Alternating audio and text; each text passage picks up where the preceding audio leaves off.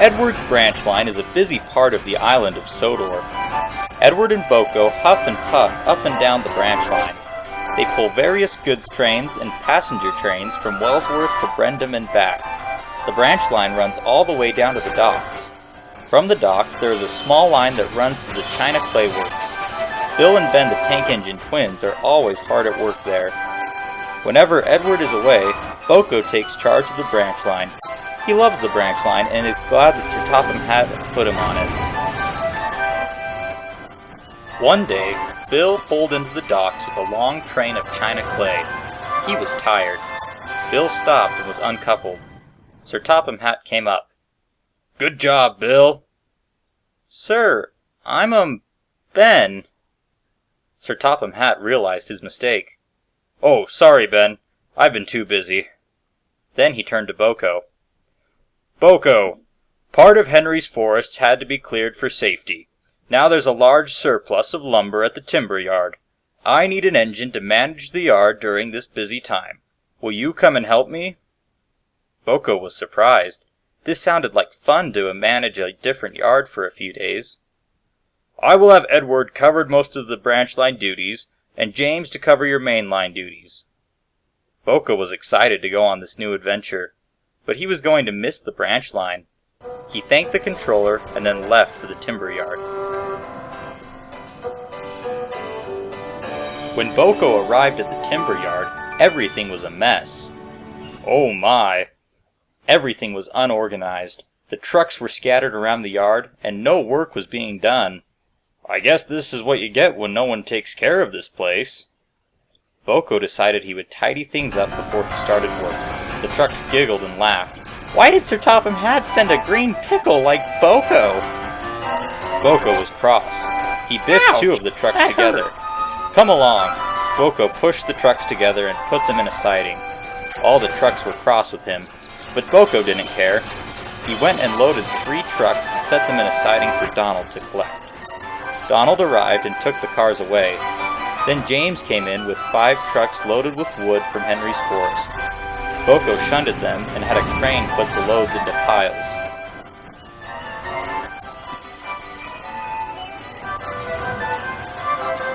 Boko was feeling good.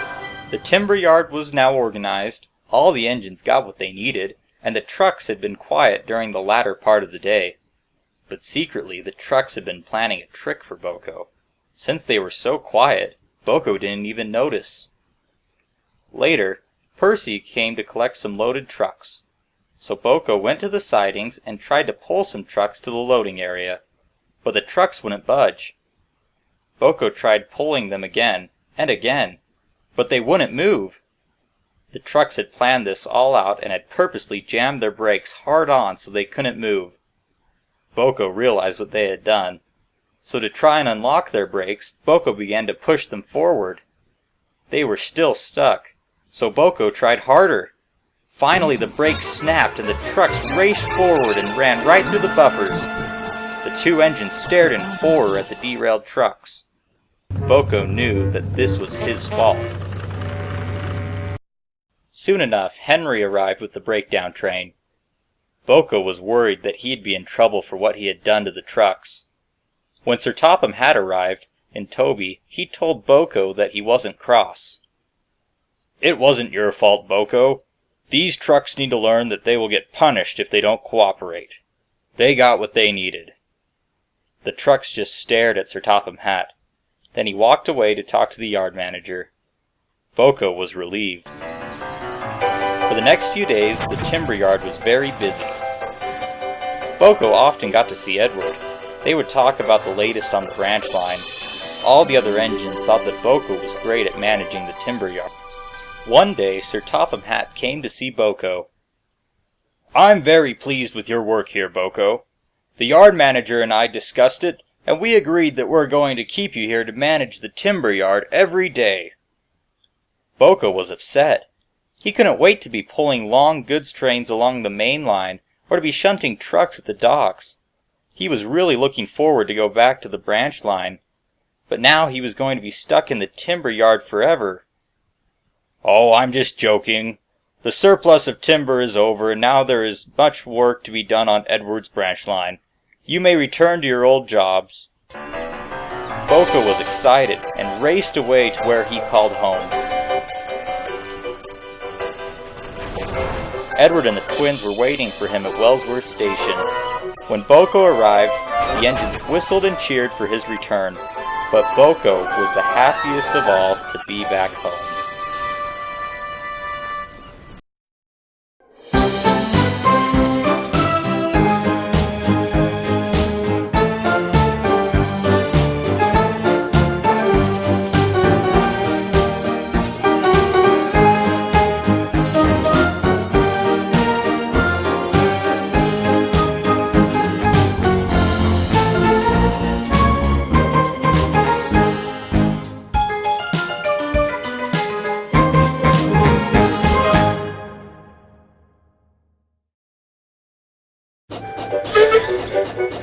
Skarloey is an old and wise engine.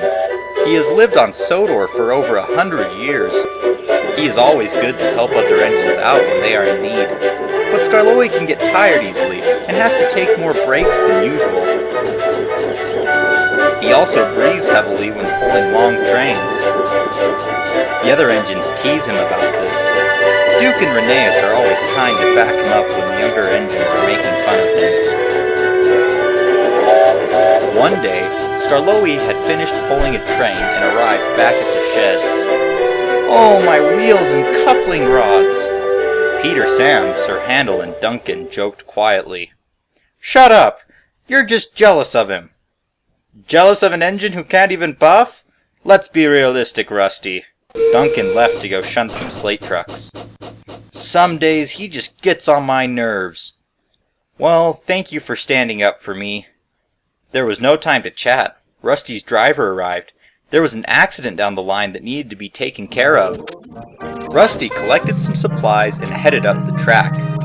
Duke was taking a train to Lakeside, but while going up a hill he got held back, so Rheneas came to push.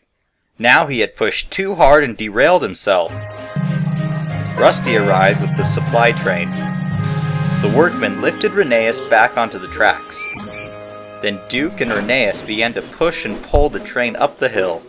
Rusty followed behind. Soon the cavalcade reached the Lakeside station.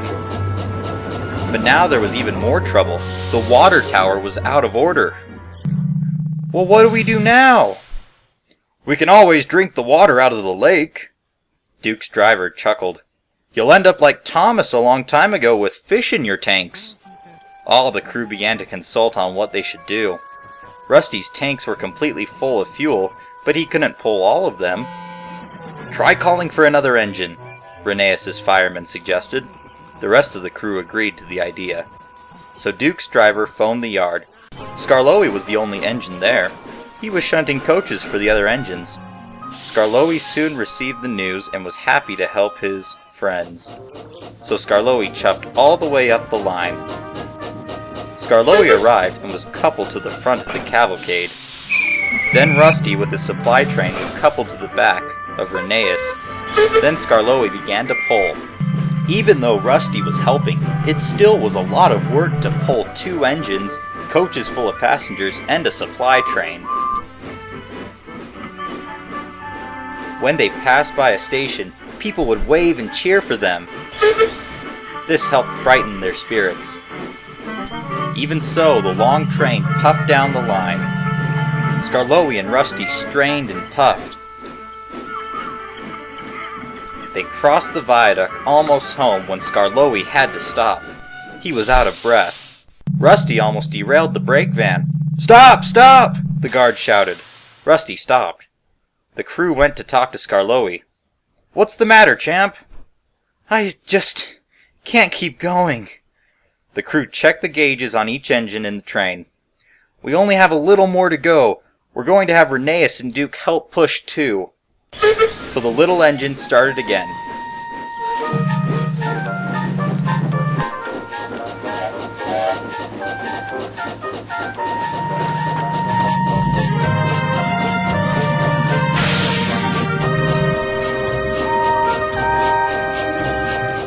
Finally, they arrived at Croven's Gate Station.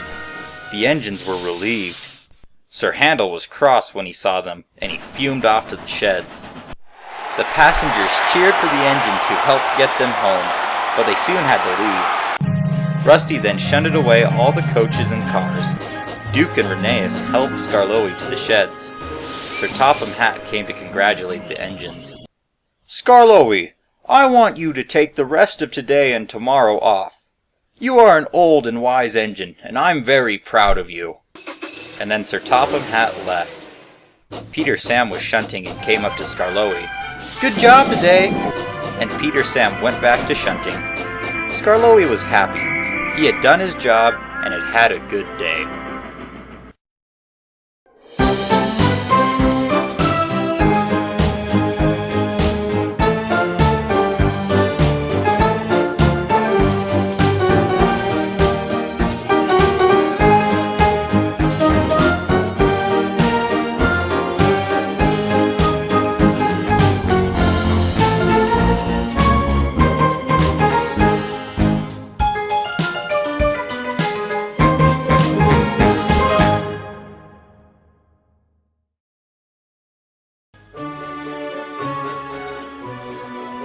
It had been raining hard on the island of Sodor. Everyone had still been busy with work. Not only were the engines busy, but others too, like Terence, Bertie, and Trevor. One morning, the engines woke up to a sunny sky. It stopped raining! Finally! Now I can try and break the record again for the Express! Thomas was puzzled. All the engines soon went to work. Thomas pulled into Knapford Station with Annie and Clarabelle. Percy shunted the express coaches to the platform. Hurry up! Thomas was cross. He never got to rest while someone else shunted his coaches for him. Gordon puffed out of the siding and was coupled up to the coaches. Gordon, why does someone else always shunt your coaches for you? When you're as fast and important as me, you don't have time for shunting. And Gordon rushed out of the station. Thomas was cross. He thought Gordon should have to shunt his own coaches. But Thomas did think it would be nice to have Annie and Clarabelle already ready for him when he woke up. Thomas wanted to be important like Gordon, so he rushed out of the station, pretending to be like Gordon. Terence the tractor works on a field on Thomas's branch line. He was busy plowing the field. Terence was having a fun time. Once he was done, his owner came out to congratulate him on a job well done. After he congratulated him, the owner had another job for Terence to do. Terence, there is some trouble on the tracks. Mrs. Kindly just informed me that a tree fell over the railway line. We need to go move the tree. I'm going to get us some supplies, but we need to hurry over there. Thomas is coming soon. Shouldn't we warn Thomas about the tree first? No, he's about a half an hour away, so we have plenty of time. After the driver was done talking, he went and collected some supplies and came back. Then he and Terence went to the railway tracks. They found the tree and tied a rope to it. Meanwhile, Thomas was rushing down his own branch line, still pretending to be Gordon. What Thomas didn't know was that there is a speed limit on his branch line, and that the tree might not be clear for him in time. The rope was soon tied to Terence. Pull! Terence pulled hard. The tree was heavy, and the branches were caught on the tracks. Terence continued to pull until he heard a noise that frightened him. It was Thomas's whistle he heard. Thomas isn't supposed to be here yet. Hurry, Terence, otherwise we might have an accident. Suddenly, Thomas came into view. Thomas decided to be like Gordon. Get out of my way! Terence pulled as hard as he could. Thomas realized that Terence wasn't getting out of the way. Thomas hurried and applied the brakes. Just then, a branch broke and Terence pulled the tree off the line, just in time. Phew. Thomas stopped. The passengers saw everything that had happened. They climbed out of the coaches and clapped and cheered for Terence. Then they thanked him for being such a hero. Terence's owner came up to Thomas. "You weren't supposed to be here for another 15 minutes!" Thomas was embarrassed. "I was trying to be an express engine and be really fast. I'm sorry." Thomas's crew talked with Terence's owner and explained how they had tried to slow him down. They were very sorry, too. Thomas was glad to see his friend so happy. "I'm sorry, Terence, for almost causing an accident." "It's all right, Thomas. All in a day's work." The passengers climbed into Annie and Clarabelle, and Thomas puffed away. Terence was proud that he had saved the day.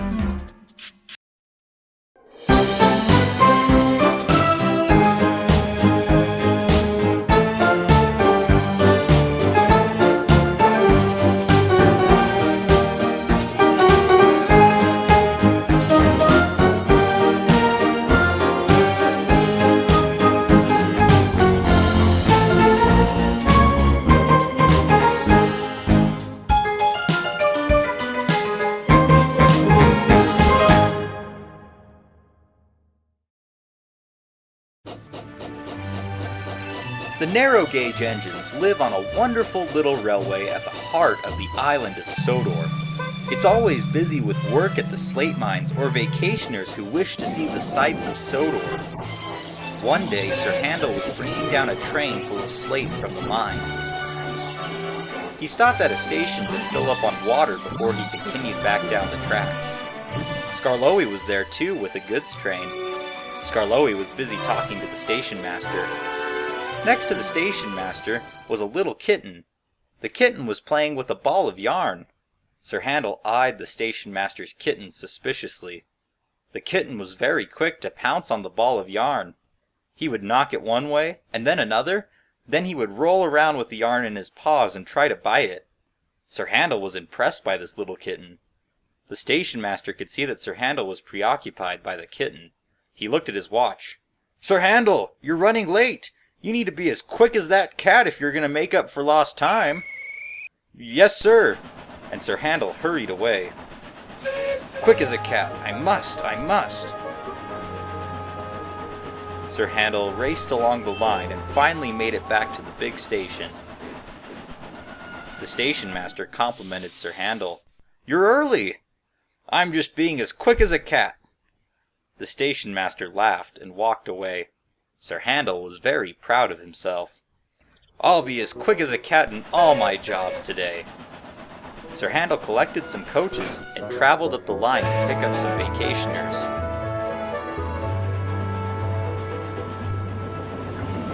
Sir Handel arrived at the station early. Too early. There was no one there. Sir Handel had to wait for the passengers to arrive. He waited and waited. It was boring. He now wondered if being as quick as a cat was really worth it. Finally, passengers began to show up. Duke arrived with his train. Sir Handel's coaches began to fill up very fast. Sir Handel was still concentrating on being as quick as a cat. He decided he was going to break the speed record going down the line. It was nearly time to go. Suddenly, Sir Handel heard a whistle. So did his driver. The driver released the brake and Sir Handel took off. What both didn't know was that it wasn't the guard's whistle. It was a little boy's whistle he had gotten at a gift shop. Sir Handel had left the passengers and luggage stranded on the platform. "Stop! Stop!"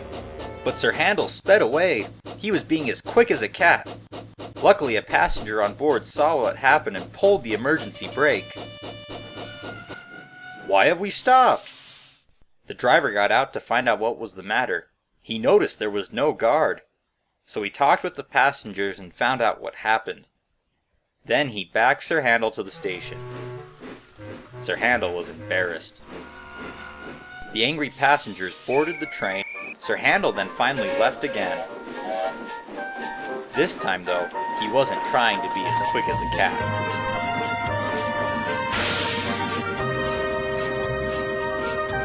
Slowly but surely, he made it home. Sir Handel snuck into the shed that night, but Sir Topham Hatt showed up. Sir Handel was scolded for what he had done. "I've said it before, and I'll say it again. Patience is a virtue." Sir Handel spent the rest of the night thinking about what Sir Topham Hatt had said.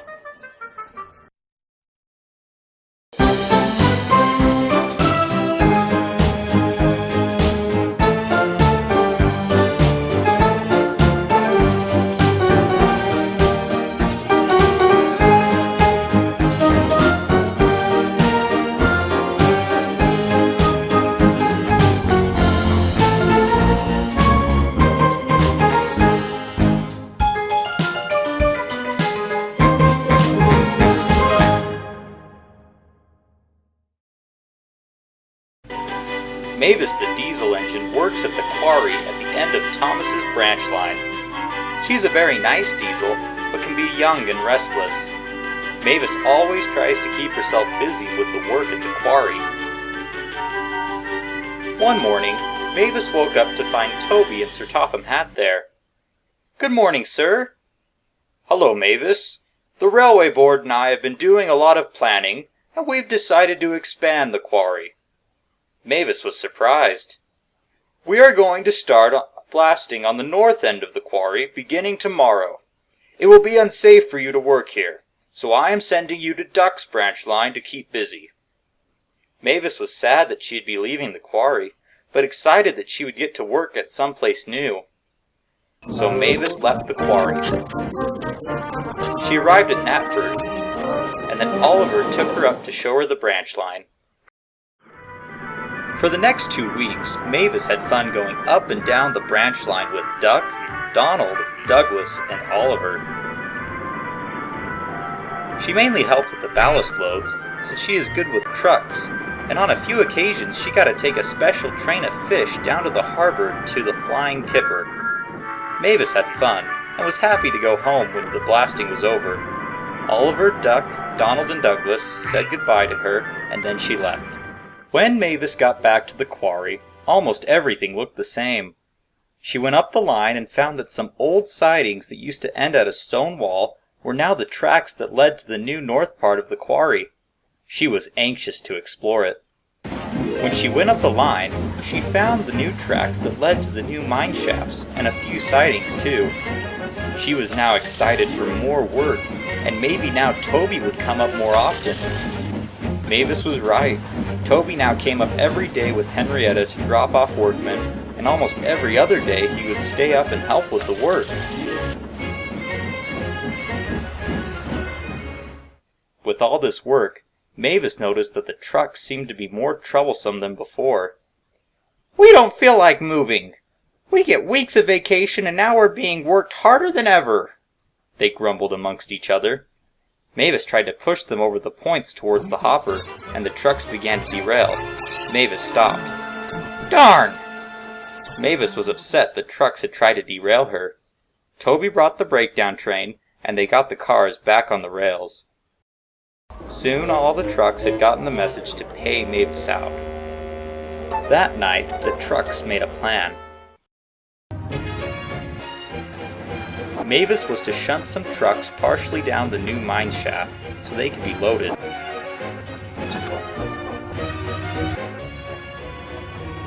Mavis pushed the cars in. Mavis was nervous. It was dark and scary. A truck shouted, "Now!" All the trucks jerked forward. The trucks were about to send her down the mine shaft. Mavis put her brakes hard on. The coupling between Mavis and the trucks couldn't take the weight of it, and it snapped. The trucks raced all the way down the mine shaft. Mavis was scared. She reversed quickly away. Her driver went and informed the foreman. "It's all right. Since Percy's last accidents in the coal mines, we made it so runaway trucks can't exceed the speed of 10 miles per hour. They're fine, but they'll be down there for quite a long time." Mavis was relieved.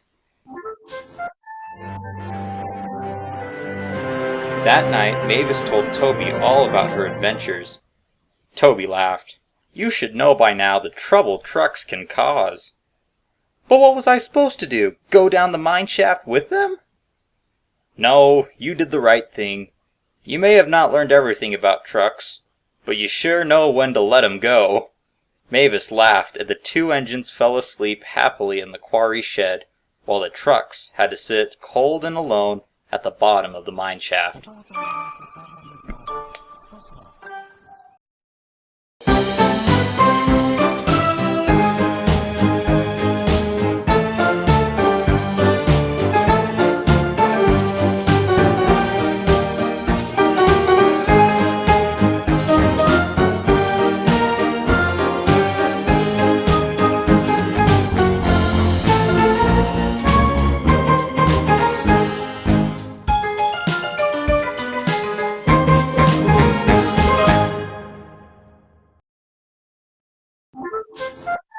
One morning, the narrow-gauge engines were getting ready for the day's work. Rheneas, Duncan, and Sir Handel were steaming nicely about ready to leave, while Rusty was filling up on fuel.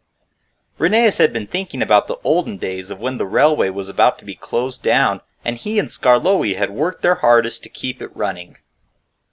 "You know, I was just thinking, I'm the most reliable engine on the railway." "Rubbish! We're all reliable." "But I'm the most reliable. You've all heard the stories about how before you all came, me and Skarloey—" We know! Skarloey told us the stories, but you don't need to be puffed up about it." Rheneas was cross. Apparently no one else appreciated the fact that he and Skarloey had once saved the day. Rheneas puffed away, cross. He collected some coaches and went to the station. Toby was there. "The other engines don't think I'm reliable." "Well then prove to them that you are reliable." "I will prove them wrong." The guard blew his whistle, and Rheneas huffed out of the station. "Puffed up, they say. I'm not. I'm just proud." Rheneas chortled along the line. He soon arrived at the lakeside station. He waited as the passengers got out and enjoyed themselves for an hour. Then it was time to go. Rheneas began the journey home. Rheneas was puffing along the hillside when suddenly he had an ache in his boiler. Ah! The driver got out and inspected him. "Your boiler troubles look bad. We'll have to check it out when we get home. Can you make it?" Rheneas remembered a long time ago, back when he had saved the railway because he had kept going so he didn't disappoint the passengers. By now the passengers were wondering why they had stopped.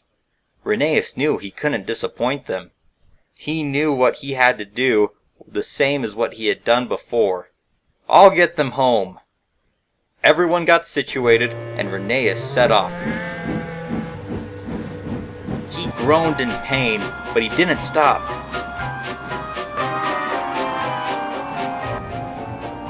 "I can still do it. I can and I will. I can and I will." Rheneas huffed with all his might.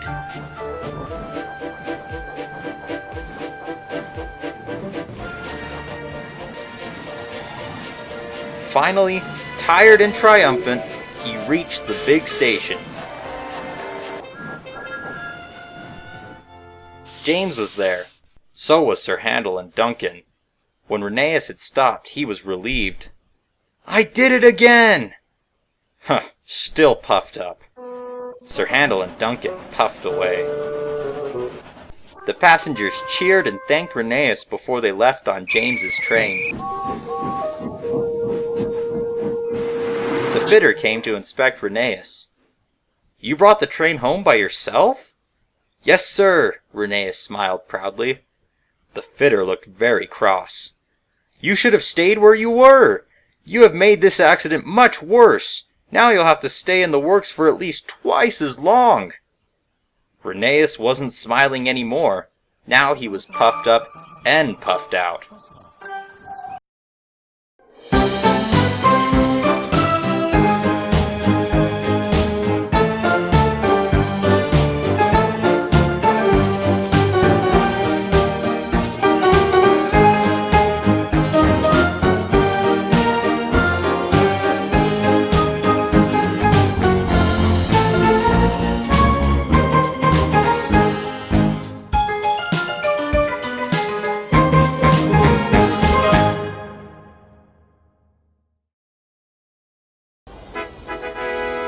Finally, the great day came.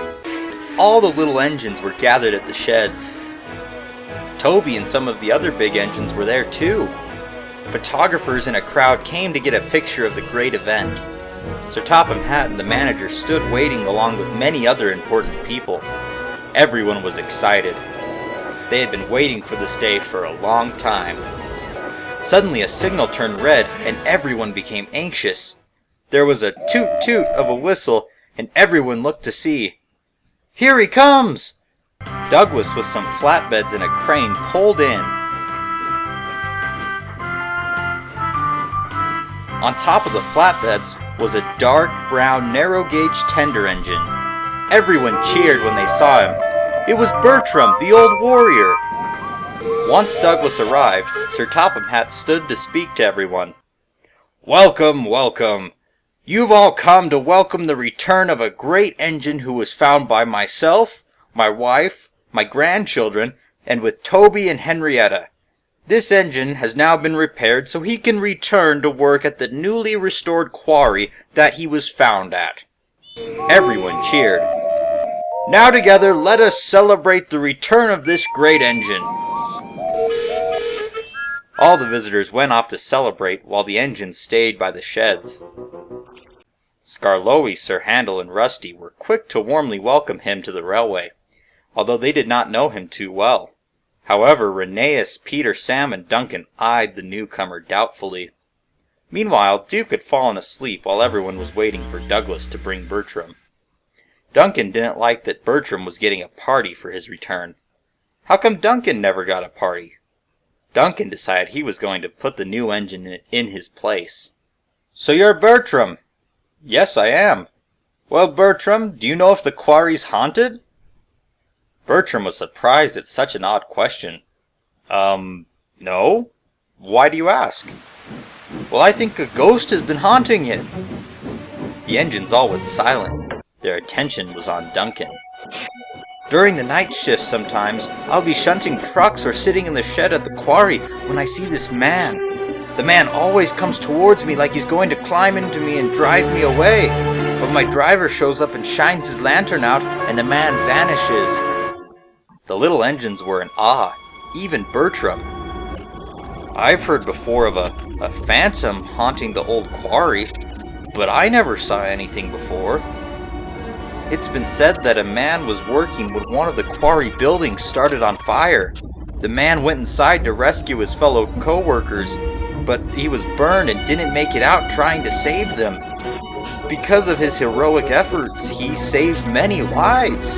They call him the Old Warrior, and they named me in honor of him. That's why I have the nickname the Old Warrior. Duncan had made the whole haunting thing up, and everyone believed it, even Bertram. Duncan was surprised that no one had questioned it at all. Finally, Bertram was lifted off the flatbed and onto the rails. He went back home to the restored quarry.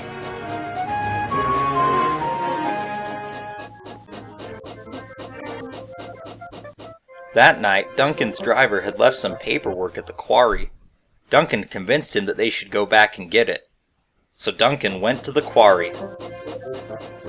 Bertram had spent most of the day after the celebration doing some shunting at the quarry and was tired. He was ready to go to sleep. When Duncan arrived at the quarry, he stopped behind Bertram quietly. Duncan's driver went to the building to pick up the paperwork. After a few minutes, Duncan saw his driver leaving the building. "Bertram, wake up!" Bertram was half asleep and very confused. He opened his sleepy eyes and saw a man walking towards him. The old warrior!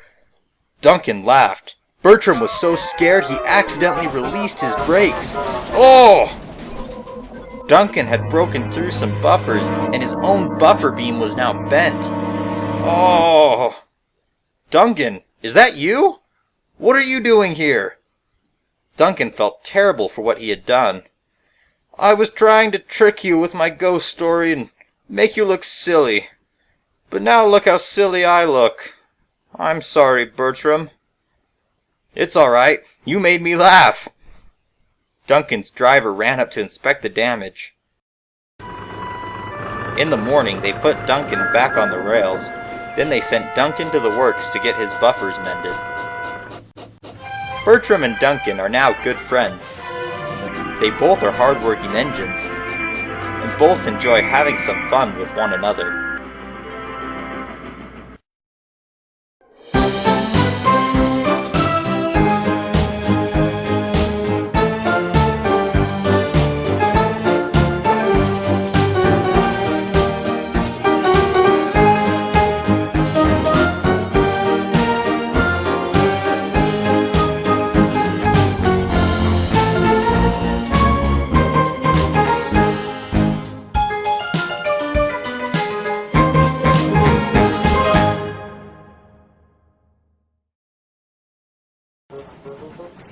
One day, Skarloey and Peter Sam were stuck in the shed.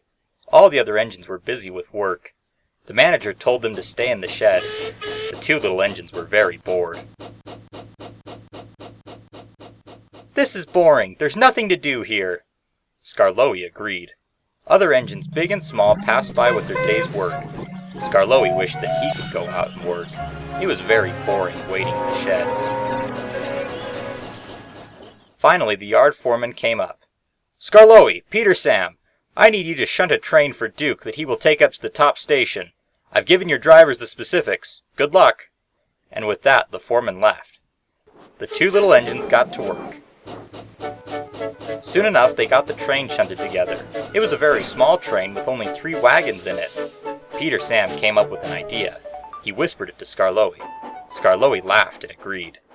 So he and Peter Sam shunted as many wagons as they could to the train. They worked very hard, and by the time Duke showed up, the train was very long. Duke was in a grumpy mood today. Come on, come on! The shunter coupled Duke to the long train. Skarloey and Peter Sam sat in the shed smiling. They snickered quietly to each other. Duke tried to pull the train, but all the heavy wagons held him back. Duke couldn't even move forward. The coupling began to strain. Duke pulled with all his might. The two little engines watched and laughed. Suddenly, the coupling broke and Duke rocketed forward right into a slate truck. Skarloey and Peter Sam were worried. Their little prank had caused an accident. Instead of being angry, Duke started to laugh. Peter Sam and Skarloey were very confused. They came up to see if Duke was all right. Duke was still laughing. Did you do this? Yes? Well, do I have a story to tell you? Soon Rusty came with some workmen, and they cleaned up the mess. Duncan took Duke's train, and the little engines gathered to hear Duke's story. So a long time ago, back on my old railway, even before Stewart and Falcon came to the railway, there was only me and one other engine for the longest time. His name was Smudger. Peter Sam chuckled. He had heard stories about Smudger before. Smudger was difficult. He wouldn't do his work right and he often came off the rails. I told him to stop, but he would just get mad at me. Grandpuff, you already told us these stories. Oh, not this part of the story. This was before he got turned into a generator. A generator? That's right. I'll explain that later. So Smudger wanted to pay me out. He came up with his own plan, too. One day, the manager asked me to take a long train of supplies up the mountain. Smudger shunted the train together. Smudger hated shunting, especially if it was for me. So we got the train together, and for his plan, he coupled it up to a long line of freight cars. I didn't know this, and when I was coupled up, I could see Smudger snickering in a siding. I didn't think much of it. So I began to pull the train, but I couldn't pull the heavy freight cars.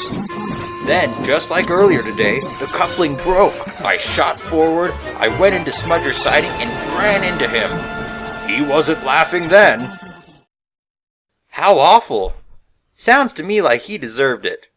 So what happened to Smudger? Why did he get turned into a generator? I'll save that story for another day. But thank you for reminding me today about the fun memory. Just don't be too careless like Smudger, otherwise you might end up being a generator. And with that, Duke puffed away.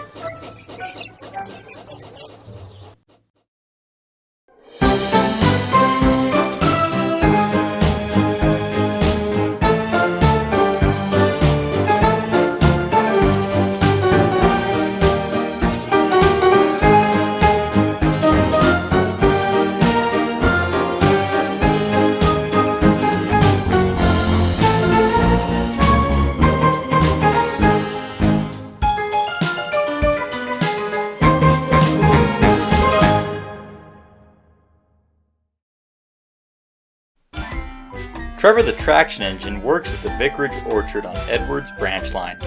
He is old and has worked there for many years. The vicarage orchard did not always have very much work for Trevor, but the vicar had discovered a new kind of fertilizer that has made production in the orchard increase rapidly. Trevor was now busier than ever. Trevor loves all the work, but it can get tiring after a long time. Even so, Trevor still went about his work. Early one morning, the vicar came to see him. "Morning, Trevor." Hello. Trevor noticed a new lorry sitting next to the vicar. This is our new lorry. Oh, hello. This lorry is going to help us take goods to Wellsworth and back. But, sir, that's one of my favorite jobs. I know, but you have been very busy, and now you will be able to do more work here. Trevor was sad. He liked taking goods to the market. That was where he would see Edward and Boko. The vicar climbed into the lorry and drove away. Trevor was sad, but he continued doing his work. Later, Trevor saw the lorry being filled with apples to go to market. Trevor watched the lorry. What do you want? I don't have time for museum antiques like you. Trevor was shocked. You're in my way. And the lorry drove off. Trevor was offended by what the lorry had said. Later that day, Trevor was sitting in the field looking sad. He heard a whistle and Edward pulled up. "Hello, Trevor. Why do you look so glum?" Trevor sighed. The vicar brought a lorry to help me with all the work, but the lorry is very rude to me. Edward felt bad for his friend, but there was nothing he could do to help. A workman took a cow out of Edward's cattle car, and Edward now had to leave. "Goodbye, Trevor. I wish I could help. Hope you solve your lorry problem soon." Trevor was still glum. He looked over and saw a cart of apples. I wonder, if I take the apples to Wellsworth, then the vicar will realize he doesn't need the lorry to help out. Oh, yes. Then he will send the lorry away and I don't have to deal with him. Trevor talked to his driver and was coupled to the cart. He headed off to Wellsworth.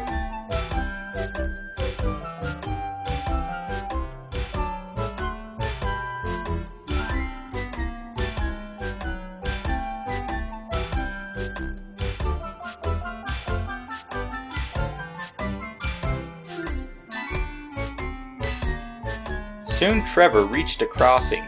He began to move across, but the cart's wheels got stuck. Oh dear.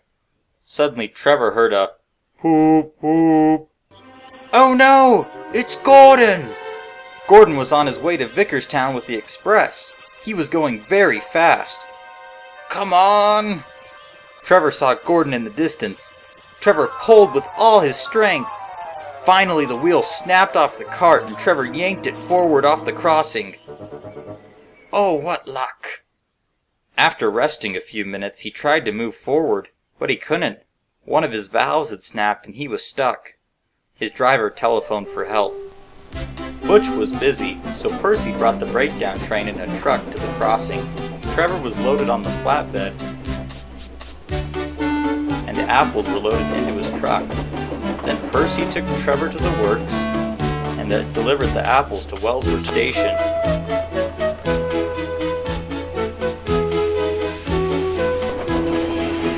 Later, the vicar came to see Trevor at the works. He didn't look very happy. Trevor, you were supposed to stay at the orchard and not deliver the apples. That was the new Laurie's job. Oh, I'm sorry, sir. That horrid Laurie was rude to me, and I didn't like him doing my work. I just thought that if I could prove to you that I didn't need his help, you would send him away. The vicar laughed. The Laurie isn't here to stay permanently. I only rented him for the season. Trevor was relieved. Oh, thank goodness. The little traction engine smiled.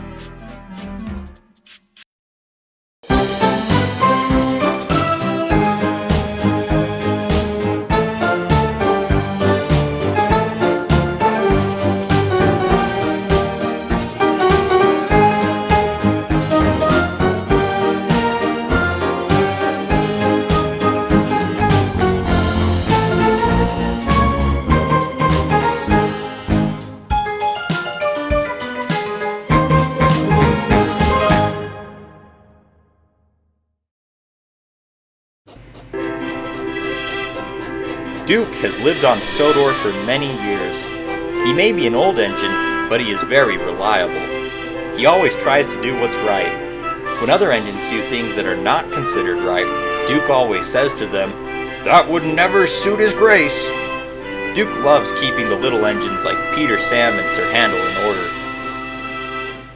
One morning, Peter Sam was resting at a station. Duke was taking a long train and came slowly by, trying to make it to the water tower.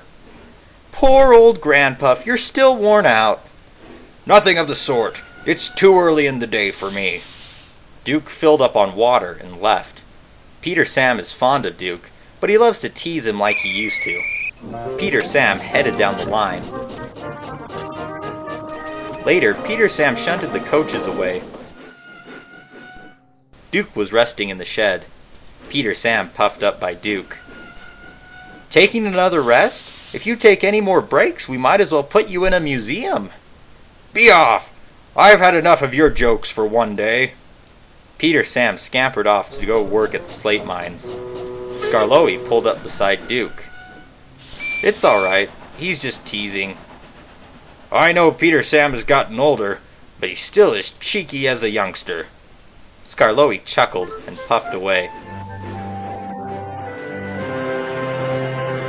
That night, Sir Topham Hatt came to see all the engines. I have some very important news. A special visitor will be coming tomorrow.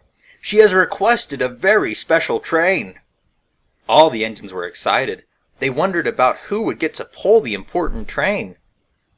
The important visitor has heard fascinating stories about Duke the Lost Engine, so she would like to have Duke pull her train. The other engines were disappointed, except for Skarloey. Congratulations, Duke! But Duke didn't hear him. Duke had fallen asleep. I'll just have his driver inform him in the morning. And then he left. There he goes with his naps again. The next morning, Duke woke up. His driver informed him about his special job. All the other engines were busy with work. Rusty rolled up with Nancy, the conductor's daughter. She hopped out of Rusty. Morning, Duke. Ready to get polished for your special train? Yes, I am. Thank you. Nancy got out a bucket of soapy water and a sponge and started scrubbing. Back in my day, we didn't have special trains. We just did our work. None of this fancy, silly stuff with specials. Oh, but it makes things much more fun. It's a waste of time, if you ask me. As Nancy continued scrubbing, Duke looked at a red coach ahead. Is that the coach I'm taking? Yes, it is. It's a special coach for your special job. Duke rolled his eyes. What a stupid word. Special. Workmen were washing the coach down, making sure it was ready for the train. Duke simmered happily in the sun as Nancy continued scrubbing him down. Soon Rusty pulled up. "Nancy, your father needs you back at the station right away." So Nancy hurried into Rusty's cab and Rusty drove away.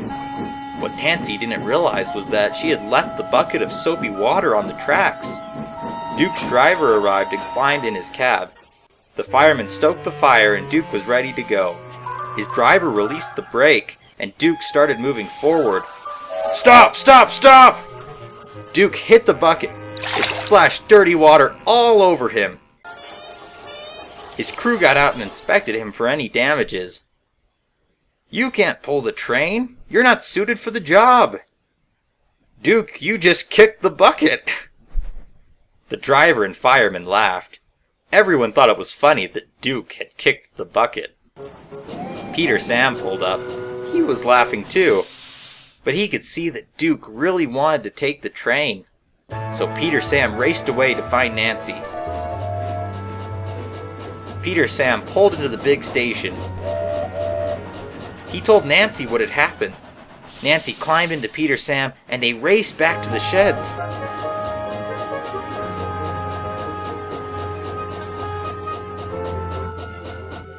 Nancy cleaned Duke all over again as quick as she could. This time, though, she remembered not to leave the bucket on the tracks. Once Duke was clean, he collected the coach and he went to take his special train. Later that day, when Duke got back, Nancy came to see him. "I heard you kicked the bucket today."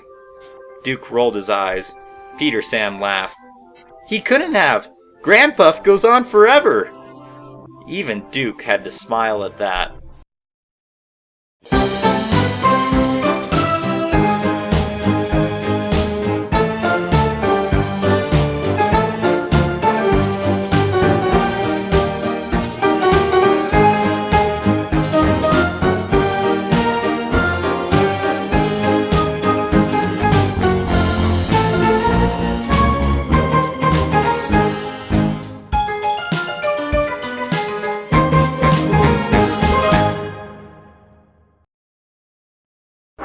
One day, Sir Handel was taking a long train of slate down from the slate mines. It was a beautiful day. The sun was shining and the birds were singing. Sir Handel couldn't have felt better. He was just in a good mood. Ahead was a hill. Sir Handel had to go over the hill on his way back to the yard. He huffed up it as hard as he could, but he didn't have the strength, so he had to stop halfway up. "Oh darn, this ruined my lovely morning." His driver telephoned for help. Rusty had to leave his train at the lakeside to go help Sir Handel. When he arrived, he was coupled up to the brake van and began to push.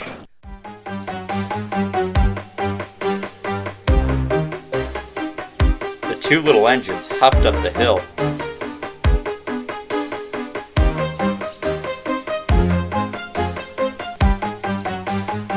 But the brake van began to derail. Rusty was worried and began to slow down.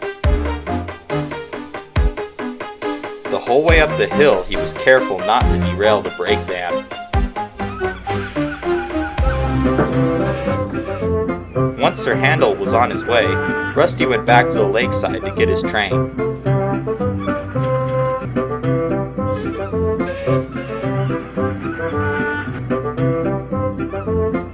Later, Rusty was stopped at a station. Some of his friends were there talking in a siding. Sir Handel was telling everyone about the day's adventures so far. Rusty told them about how he almost derailed the brake van. Duke and Sir Handel looked at each other and began to laugh. Duncan and Rusty were very confused. "Oh, this reminds me of a story." "Wait, you need to tell the story of your friend being turned into a generator." "Oh, I'm saving that story for later. So a long time ago, when Peter Sam was still called Stewart and Sir Handel Falcon, we worked on our own little railway. Those two engines were young and restless back then, and I had to keep them in order. Falcon here used to think that I was a nuisance and useless, It was during the middle of the summer one year, and I had just finished my daily passenger train to the lake, when I was asked to take a long goods train. I was usually the only one who could take the long enough trains because I had a tender and could haul more without stopping. So I took that long train up to the mountains. I had been gone for quite some time when I finally reached the mountains.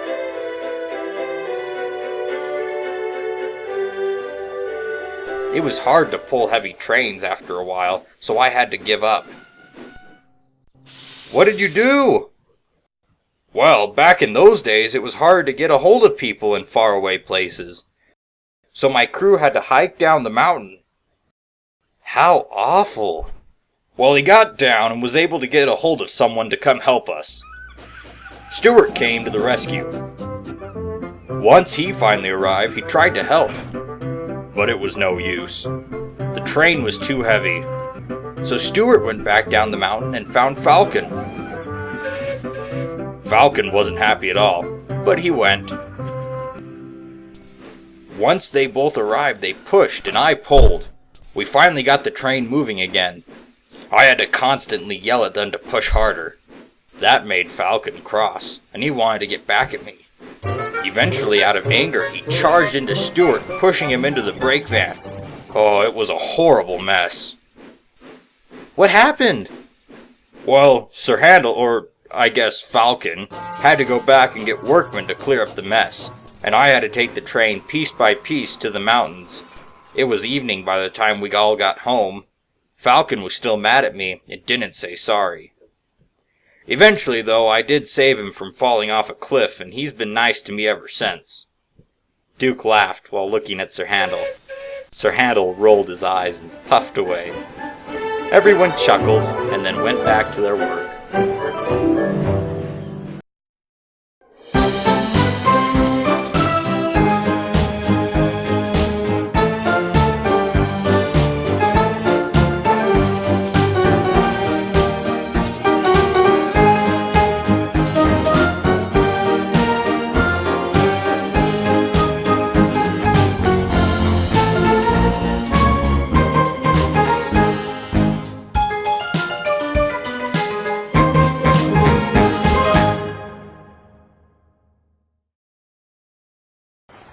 Every night on the island of Sodor, the engines come home to Tidmouth's sheds.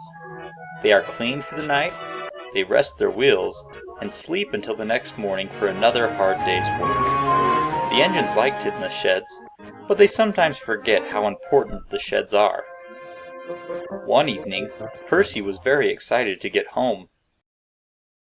He didn't have the mail train tonight, and he had gotten his work done early so he could be the first one back to the sheds.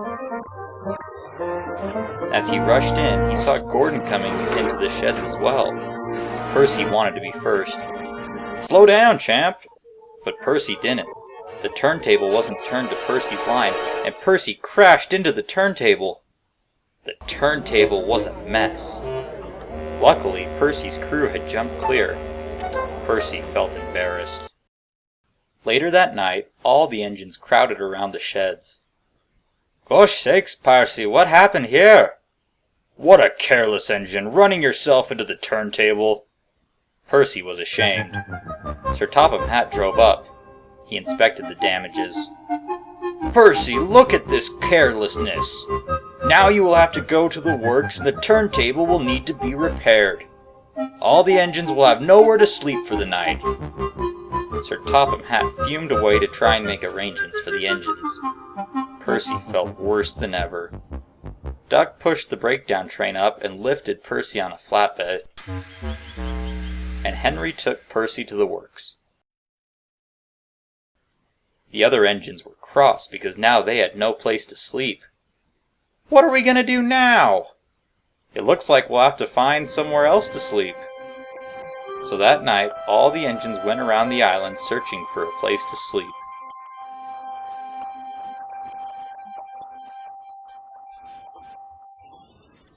Duck and Oliver slept under the cover of Kirk Ronan Station. Edward and Boko slept at the yard at Wellsworth. Meanwhile, Thomas puffed up his branch line to the quarry.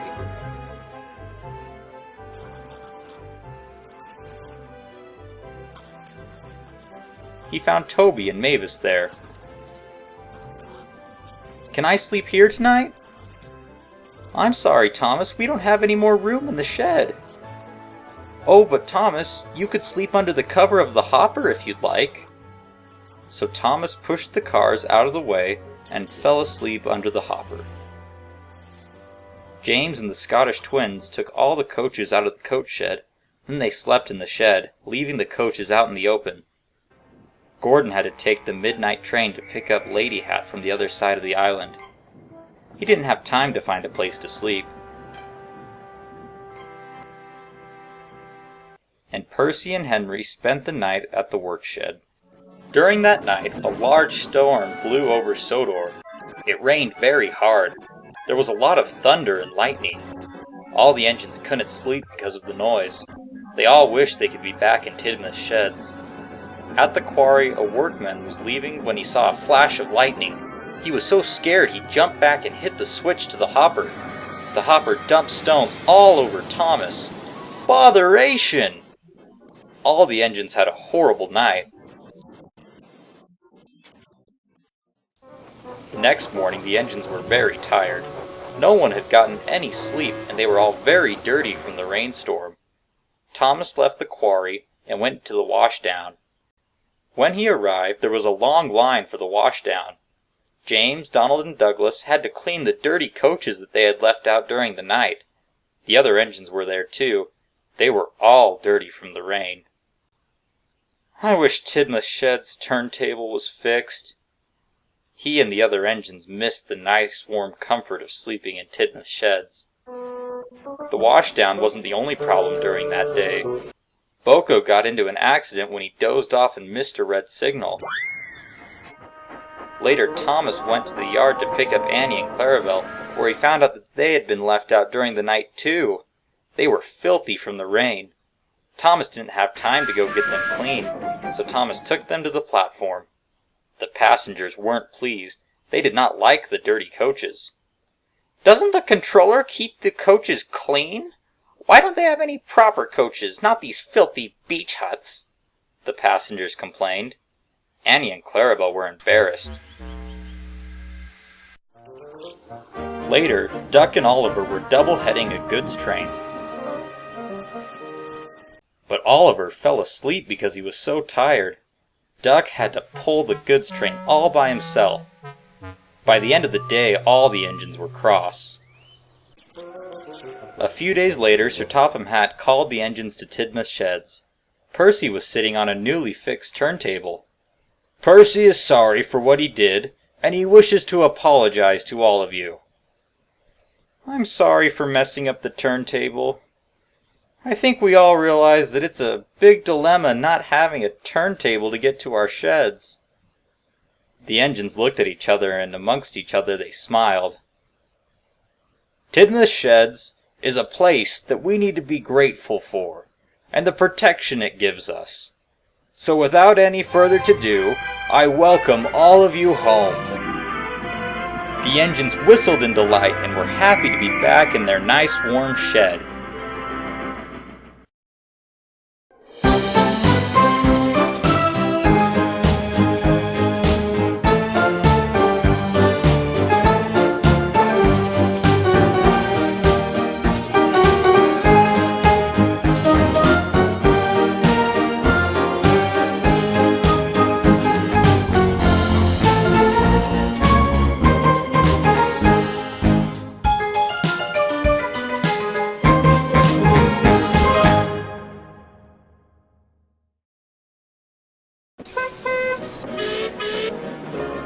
Rusty is the only narrow-gauge diesel engine.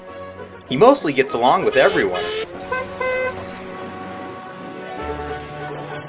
Normally he works at the slate mines, but he also patrols the lines, making sure that they are safe for the other engines to run on. One day Rusty was working at the slate mines. He shunted some trucks up to the incline. He waited. Afterwards, he backed up onto the loaded cars.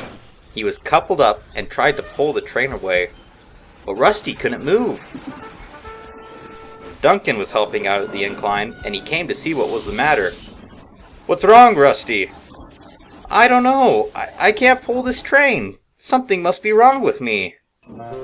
Duncan pushed Rusty to a siding. Then he took the train of slate away. Later, Sir Handel arrived and took Rusty away. Sir Handel took Rusty to the sheds. Later, Duke brought some workmen to inspect Rusty. Finally, they found out what was wrong. Rusty's engine did not look good. Rusty was not allowed to work for the rest of the day, so the little diesel had to wait in the sheds. Rusty watched as the other engines were busy with their work.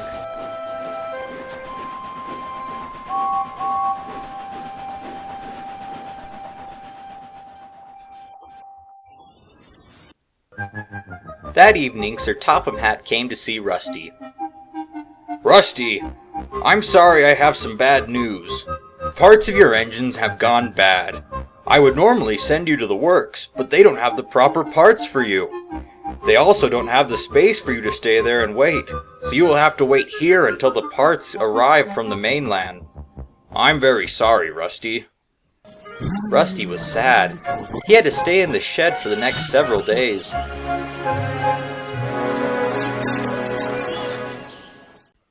A few days later, Edward was taking a train of scrap to the other railway. Edward stopped to talk to Rusty. Good morning, Rusty. Hello. What are you doing still in the sheds on this fine morning? Rusty told Edward the bad news about his engine. Oh, I'm sorry to hear about that. I hope your parts come soon. And Edward puffed away. Rusty sighed. The next few days, Rusty still stayed in the shed. His worn-out engine was getting dustier and dustier each day. One day, Sir Handel was feeling sick, or so he said, and there was no one to take the midday train. All the other engines were busy with their usual work. At the sheds, Rheneas brought some workmen. They inspected Rusty from top to bottom. Rusty asked what they were doing, but they were too busy to answer. Then the workmen left, and Rusty was alone, except for the supposedly sick Sir Handel. The foreman soon arrived. Rusty, you seem to be up for the job. I need you to take the midday train. Rusty was still worried about his engine, but wanted to be really useful again. Rusty accepted, and found some coaches. He was sure his engine would last one more trip, but then he realized how hard it was to pull the train. The coaches were empty, but felt very heavy. Rusty felt weak. Soon enough, Rusty arrived at the station.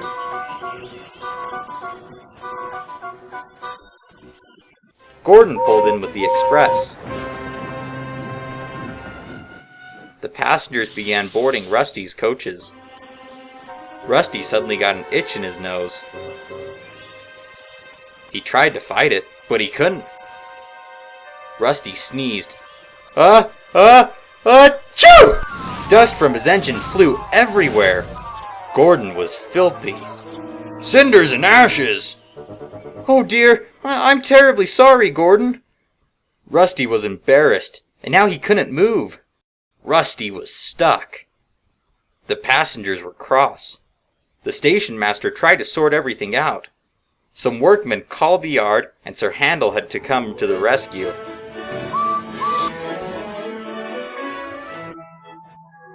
Rusty was shunted to another line, and Sir Handel took the train.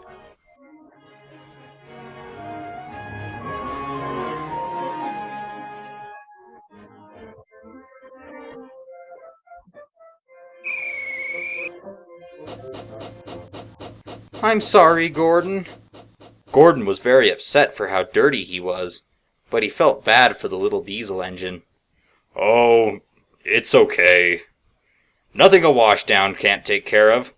But what about you? I think from now on we'll have to call you Dusty Rusty. Rusty chuckled. The workmen hurried and cleaned up Gordon as best as they could. The station master came out to talk to Rusty. We'll have to pay for all the damage you've done. I would punish you for this incident, but lucky for you, your new engine parts just arrived, so you'll be going to the works. Although he felt terrible for what had happened, Rusty was happy now that there would be no more engine troubles.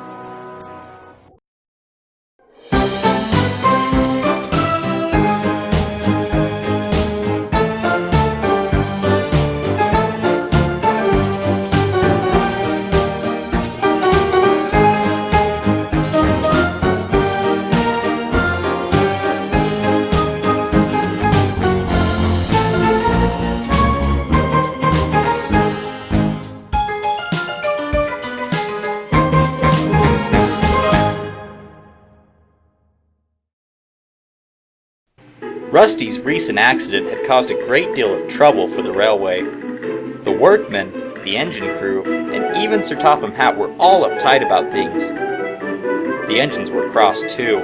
They already had a lot of work, and now they had even more work to do with Rusty gone. All this anger had spread a bad atmosphere in the yard. Even visiting engines could tell. One afternoon, Peter Sam was resting in a shed. It was a hot day and he was tired from his work. Duncan pulled into the shed. He had just arrived with his train of passengers and was resting while his passengers disembarked.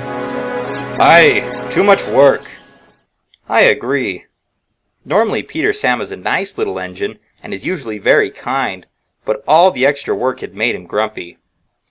Rusty has just ruined it for us. I told you that here smelly diesel was no good. Anyways, have you heard? Heard what? Sir Topham Hatt is coming to visit the railway. Why?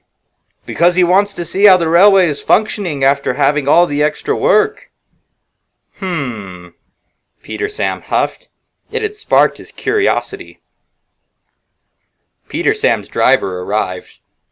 Come on, old boy, we need to get home. I hear they have some special news for you.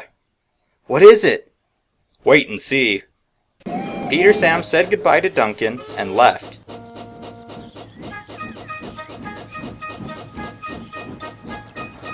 The whole way home he was curious and hurried down the line as fast as he could.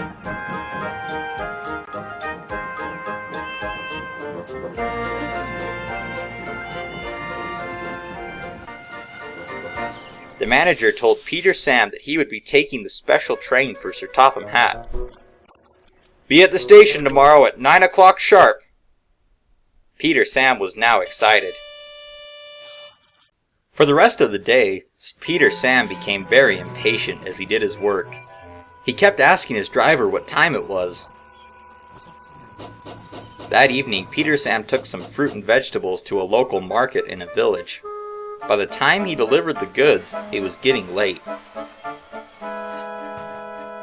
So Peter Sam took the branch line down to the quarry and stayed the night with Bertram.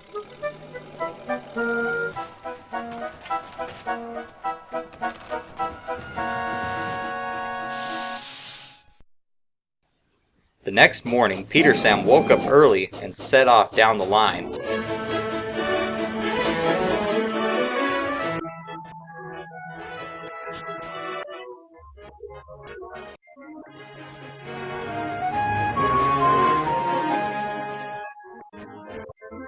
At a station, he picked up his coaches.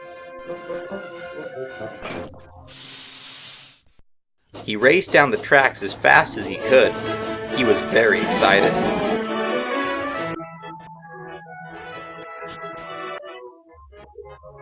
Up ahead, the distance signal was red. Whoa, boy, we need to slow down, in case there's danger up ahead. But Peter Sam didn't want to slow down. He was being impatient. Up ahead there was trouble. A cow had strayed onto the line and Duke with his goods train was stuck. Peter Sam tried to apply his brakes, but it was too late. Peter Sam ran right into Duke's brake van. Luckily no one was hurt, but the guard had jumped clear beforehand. Miraculously, Peter Sam's buffer beam wasn't bent either. The driver phoned back to the yard, and Skarloey brought a brake van full of workmen up the line.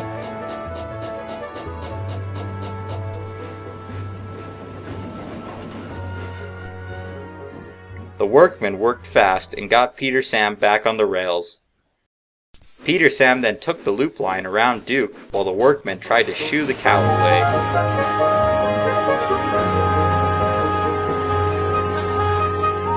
When Peter Sam arrived at the station, he was very late.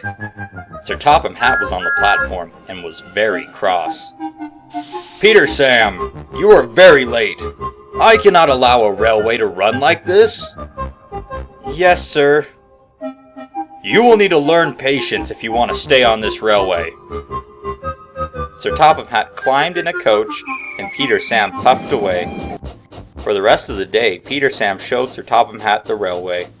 From the day's events, Peter Sam decided that it was probably wise for him to try and be early to where he needed to be, not rushing everywhere just to be on time.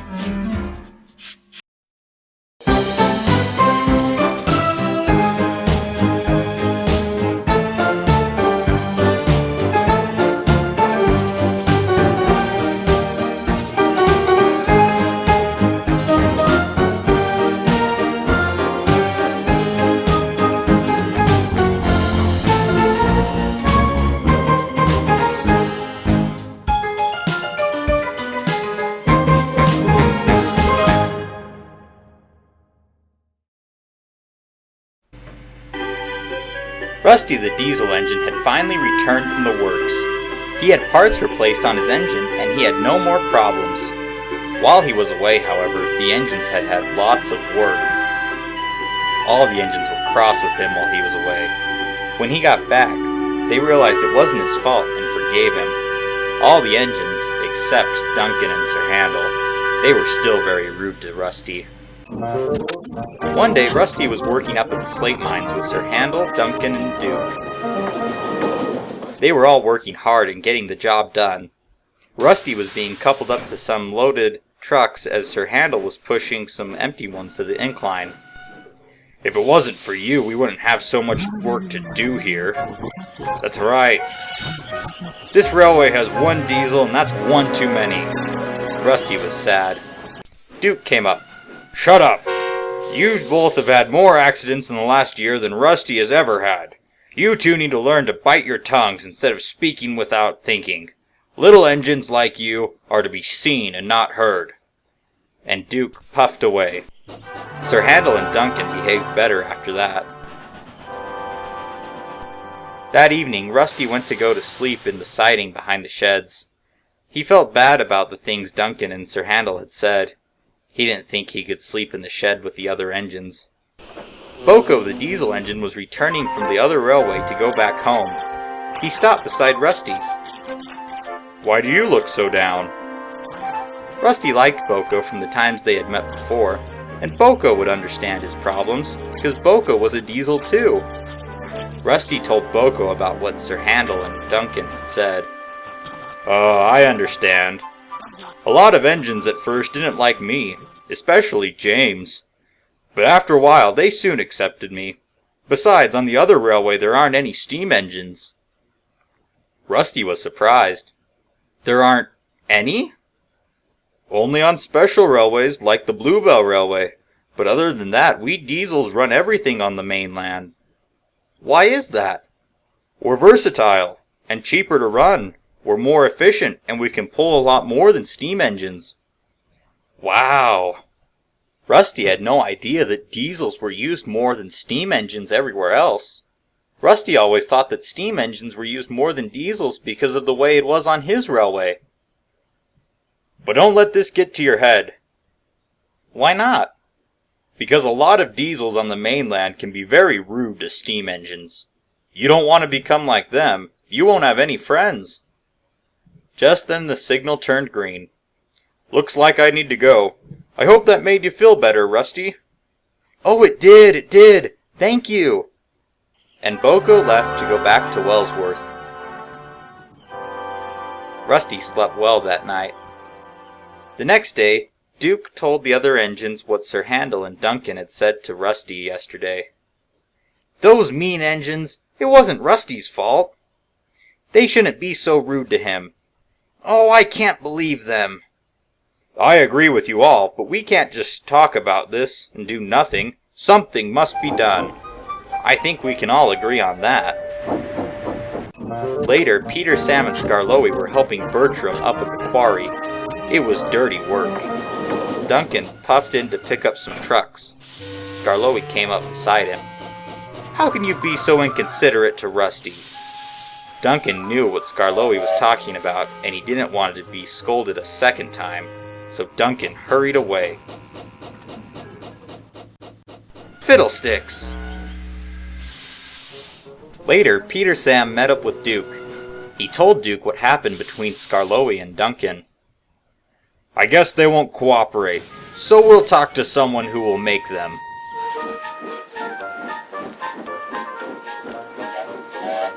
When Duke took his train to the big station, he talked to the foreman and Sir Topham Hatt.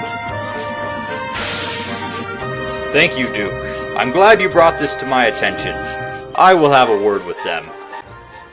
And indeed, Sir Topham Hatt did, and quite a few. That night at the shed, Sir Topham Hatt came. He spoke to Duncan and Sir Handel. "I understand you've been giving Rusty a hard time." Both engines were silent. "I've heard what you've said, and let me tell you, if I find it happening again, you will regret it. Rusty is the diesel of this railway. He has always been kind to help out others and help out around the railway. I've seen many diesels in my days, and a good majority I've sent home with a frown on their face. Rusty is different. That's why I've kept him. He is a really useful engine." And on that note, Sir Topham Hatt left.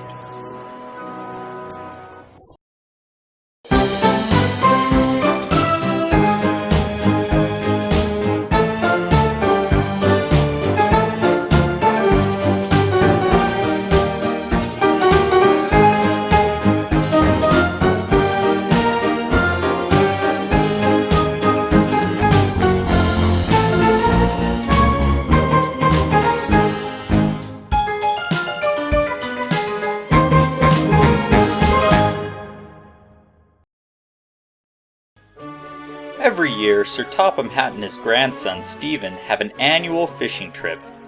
Stephen always picks an engine that takes them to Arsdale Lake on Duck's branch line.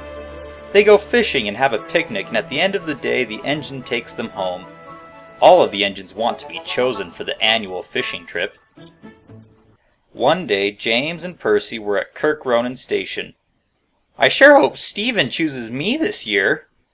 Percy groaned. "Every year you want Stephen to pick you, but you never get picked. Besides, I'm next in line to take the train this year." "Pah! There's no line." "Yes, there is. Last year it was Toby's turn, and the year before that it was Thomas's turn, so it's bound to be me." "How so?" "Because we all work on Thomas's branch line." "There isn't a line. This year Stephen will choose me for my bright red paint and gleaming coat. Not for a silly puffed-up green caterpillar with red stripes. Good day, Percy." Percy was cross. A few days later, Sir Topham Hatt and Stephen came to the shed. "All right, Stephen. Pick an engine that you want to have take us to the lake." Stephen looked around. The engines smiled. Each of them wanted to be chosen. "I want James to take us." James smiled from buffer to buffer. Percy was very cross. So were the other engines. "And I want to ride in Annie and Clarabelle, too." "I'm sorry, Stephen, but Thomas needs to use those coaches." Stephen looked sad. "Don't you worry, Stephen. Those coaches aren't that great. We'll get some that are even better." Stephen smiled. Then Sir Topham Hatt and Stephen climbed aboard James. James left as the other engines watched with envy. Thomas and Percy were very cross. James collected some coaches and headed through the countryside on his way to the lake. James was very pleased. James rattled through the junction and came to sandy beaches on Duck's branch line. Stephen got even more excited.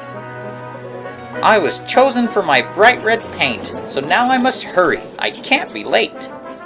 He whistled to Oliver and Duck as he passed by. A long time ago, before Duck's branch line was reopened and given to him for use, The line used to go over the lake like a bridge, but the strength of the bridge was weak, so when the line was reopened, they made the track go around the lake instead. But moss and undergrowth had jammed the points to go on the old track. But without the bridge, the line goes straight into the water. Duck and the other engines usually have to go slow when going over the points so they don't get derailed. James didn't know this. He was going too fast when he passed the points, and he ran straight into the lake. James laid in the lake water. Sir Topham Hatt and Stephen climbed out of the coaches. They telephoned for the breakdown train. Percy soon arrived with the breakdown train. James was lifted back on the rails. "Look! I found a big red fish in the lake!" Stephen laughed. "Looks like we got our catch of the day!" James felt very silly. Later, Percy returned to Tidmouth's sheds. James had been in the shed since he had gotten cleaned and fixed up. James was feeling bad about his accident.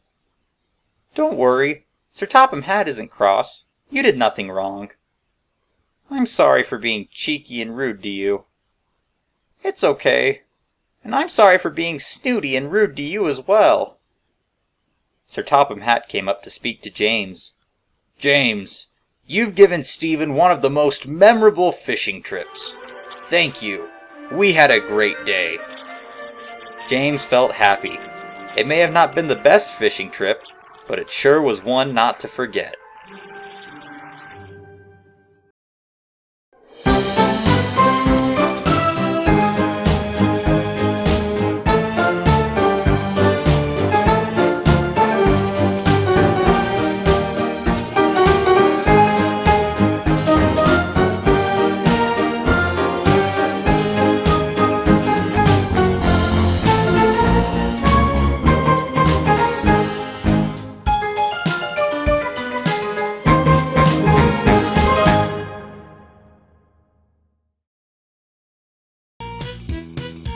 One day, Duncan was in a bad mood.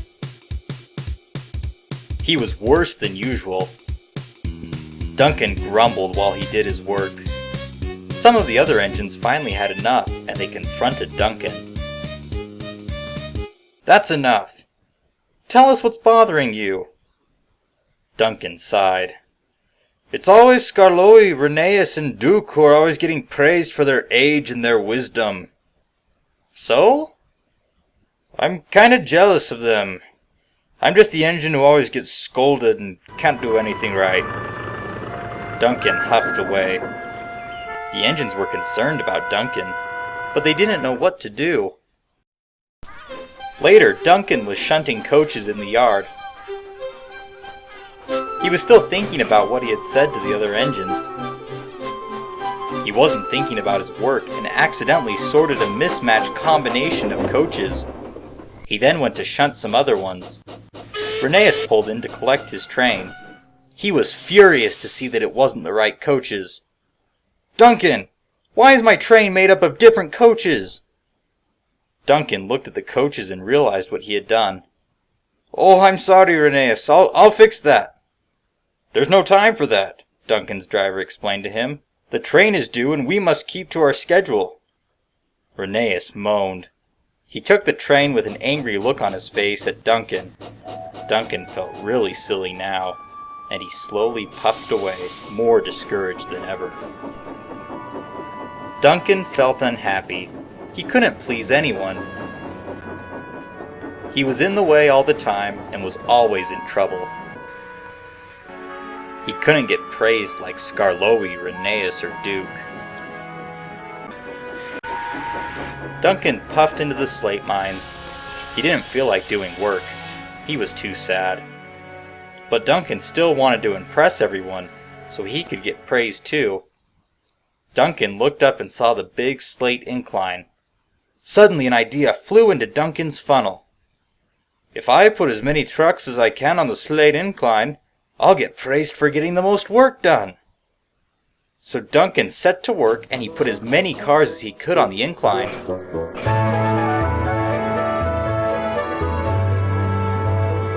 Once he had collected all the trucks, Duncan went to a siding to watch. The winch began to pull the cars. There was barely enough weight from the loaded cars, so the long line of empty cars moved slowly. Slowly but surely the cars moved up. Then there was trouble.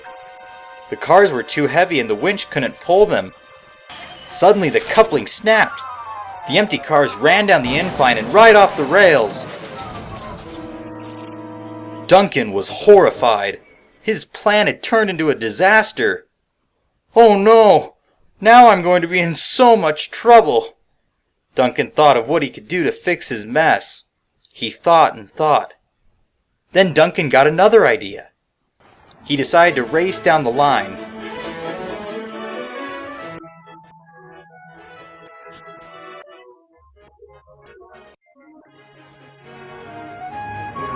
He soon arrived at the sheds. Duncan's driver explained to some workmen the situation. The workmen climbed into a brake van, and Duncan hurried back up to the slate incline. When Duncan arrived, the workmen began cleaning up the mess.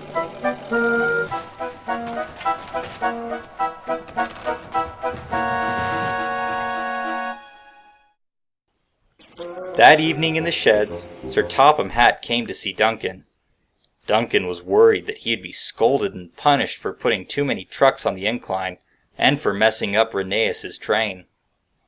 But Sir Topham Hatt was smiling. "Good work today, Duncan. You acted quickly in an emergency and got the tracks cleared. Well done. I'm very glad to have you on my railway. Thank you for being such a really useful engine today." Duncan was thrilled. The other engines cheered for Duncan and told him how great he had been. Duncan was very proud of his good work.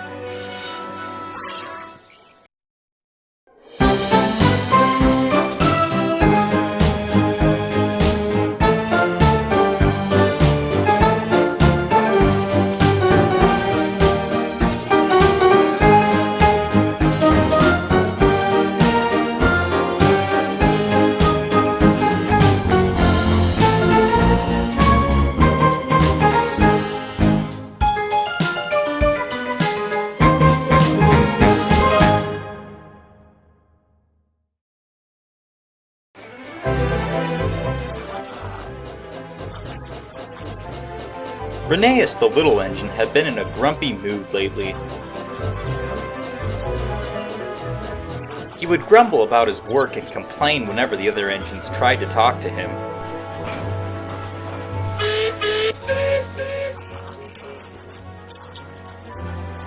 One day, Duke and Rusty were resting at a station with their passenger trains. "Please tell me about what happened to Smudger." Duke laughed. Rheneas passed by with a goods train. He was cross. "What's wrong with him?" "Who knows?" Later that day, Rheneas was taking a train of passengers to the mountains. He stopped at a station. Rusty was there with a supply train and some workmen. "So I think I've almost gotten Duke to tell me about what happened to Smudger." "Enough with you and those stupid stories." And Rheneas fumed away. Rusty was very confused. Rusty took the supply train up to the mountains. On the way back, he stopped at a station. Skarloey and Duke were sitting in a shed next to the station. Rusty told them about Rheneas. "I don't know what's wrong with him. He's been acting so upset lately. Mainly when you, Duke, bring up stories about your old railway." "I don't understand. What's so wrong about some fun old stories during my days with Stewart and Falcon?" "I don't know, but he seems pretty unhappy." "Well, then maybe I'll just have to give him a talk." And Duke puffed away. "I hope he knows what he's doing." Duke went about his daily work. Later that day, Duke had to help out at the slate mines. When Duke got there, Rheneas and Peter Sam were already hard at work. The foreman called all the engines together. "All right, we've got a lot to do today. We need a long line full of slate trucks ready at 5 o'clock to be taken to the wharf. I think you guys can do it if you work hard and work together. Now hurry and let's get the job done." So the three little engines got to work. Rheneas rushed around the yard trying to find empty slate trucks. Peter Sam would organize them and hook them up to the winch. Then the slate trucks would go up the incline from the weight of the loaded ones coming down. Duke would take the loaded ones and organize them in the sidings. All three engines were very busy, and soon the work was almost done. Peter Sam had to take an evening train, so it was just Duke and Rheneas left to finish the job. It was getting late, and Rheneas wanted to be done.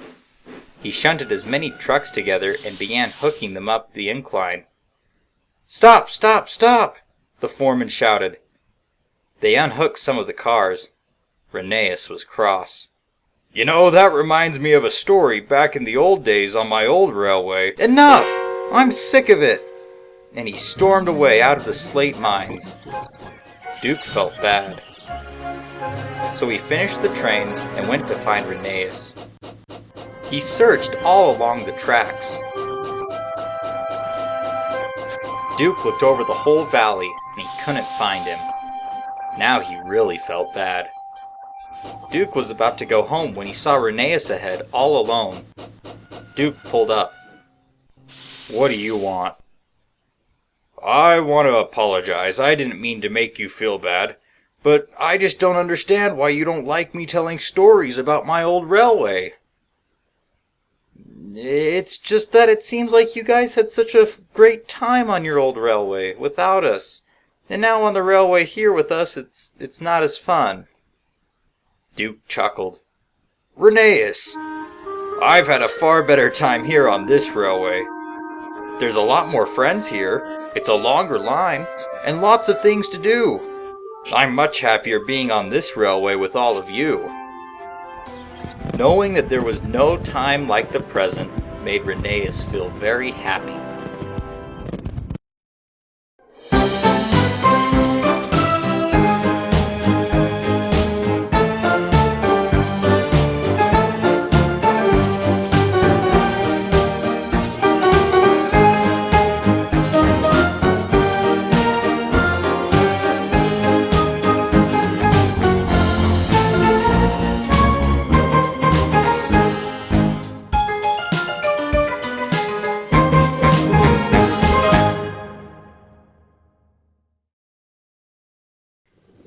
The engines on the island of Sodor are always busy huffing and puffing up and down the line.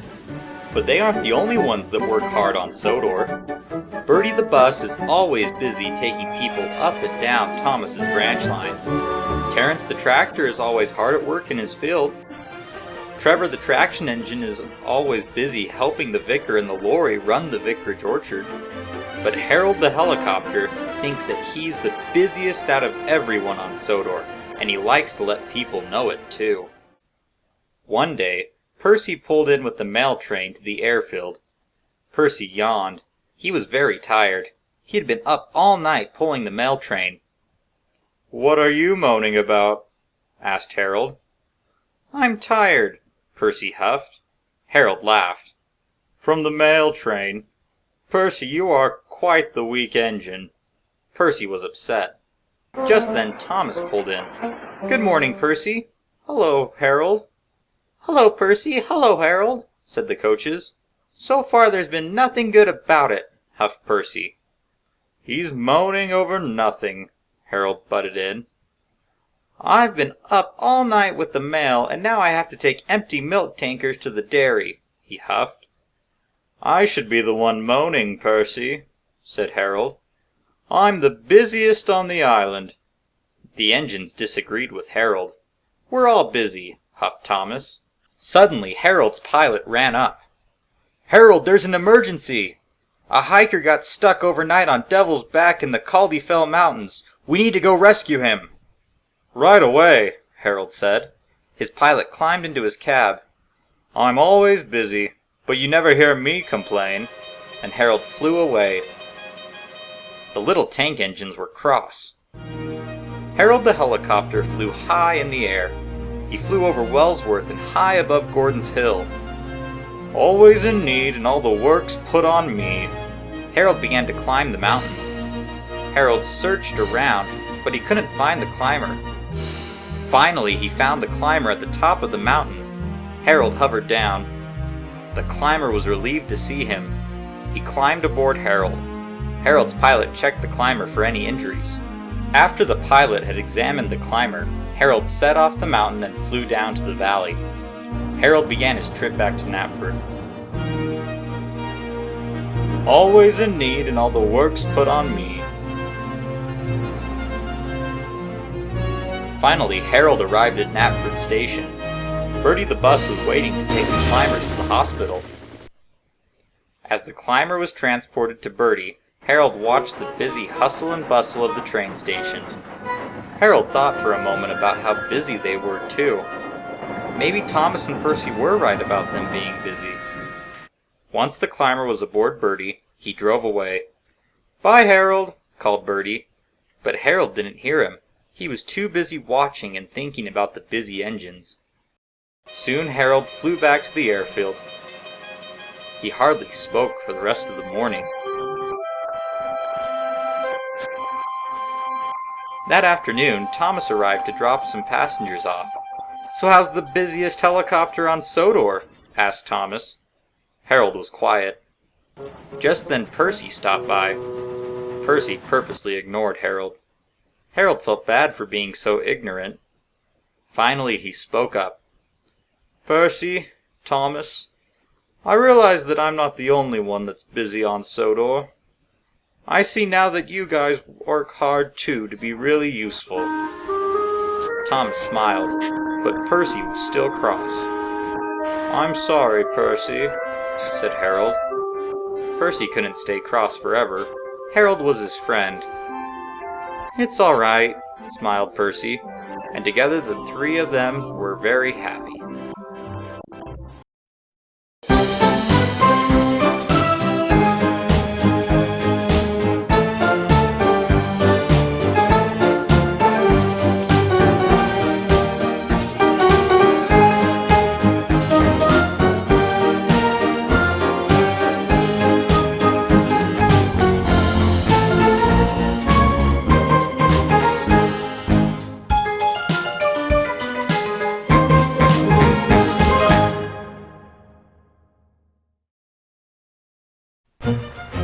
One day, Sir Topham Hatt came to visit the narrow-gauge engines with some important news. "You all know about the Tally Lin Railway, correct?" "Of course, sir. Me and Skarloey's twin live there." "Yes, indeed. The Tally Lin Railway is a narrow-gauge line like ours." "So what's the point?" The coaches had put Duncan in a grumpy mood. "The controller of the Tally Lin Railway says that their engines are rushed off their wheels and need some help. He wants one of you to visit and help out." Before Sir Topham Hatt could finish, his ears were drowned with the sound of joyful engine whistles. All the engines wanted to go and visit. "I was thinking Rheneas could go, since he has a twin that lives there and they haven't seen each other for a long time." Rheneas was excited. "Thank you, sir." A few days later, Skarloey and Rheneas were at the sheds. Rheneas was waiting for Henry to take him to the mainland. Skarloey looked sad. "Don't be so sad." Skarloey gave a weak smile. "I'll miss you. I'll miss you too." Just then, Henry bustled in. "Hurry along, we can't be late." Henry got the breakdown crane, and Rheneas was loaded onto a flatbed. "Goodbye, my friend. Goodbye. Don't forget to say hello to Tally Lin for me." "I won't forget." And with the guard's whistle, Henry was off. "Goodbye." He watched until his friend was out of sight. Skarloey sighed. He now felt very lonely. Duke pulled up. He came to collect some coaches. "Is he gone?" "Yes, he is." "It'll be okay. He'll be back before you even know it." That's what they said when they took him to the works. But that felt like forever. "It won't be that long." Skarloey smiled. "Thank you, Duke, for being so kind." At least I know he will be back. You were stuck in that shed all those years, and you didn't even know if you would ever see a friend again." Duke chuckled. "But now I'm here and happier than ever." And with that, Duke went to go get his coaches. Skarloey was quiet for the next few days. He huffed up and down the line to get his work done without fuss. The other engines felt sorry for Skarloey, but they didn't know what they could do to help him. Every morning, Skarloey would wake up and ask his driver if Rheneas was coming home that day, and each day his driver would reply, "Sorry, old boy, not today." "When will he come back?" "Soon." Skarloey didn't think soon was soon enough. One day, Peter, Sam, and Sir Handel were waiting in some sheds when Skarloey went past with a goods train. He stopped at a red signal. Peter Sam had just told a funny joke, and he and Sir Handel were laughing. "Skarloey, would you like to hear my joke?" Rheneas liked jokes, Skarloey thought to himself, but it wouldn't be the same without Rheneas. "No thank you, Peter Sam," and he puffed away.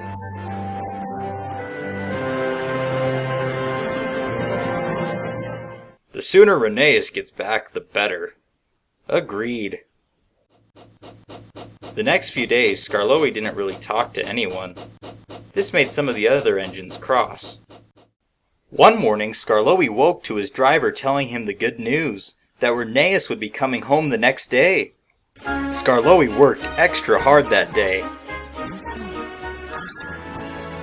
That night, Skarloey had to take a train of empty trucks up to the quarry. By the time he delivered them, it was very late. His driver decided to have Skarloey stay the night in the shed up at the quarry. Skarloey barely slept that night. He was so excited for Rheneas to come home.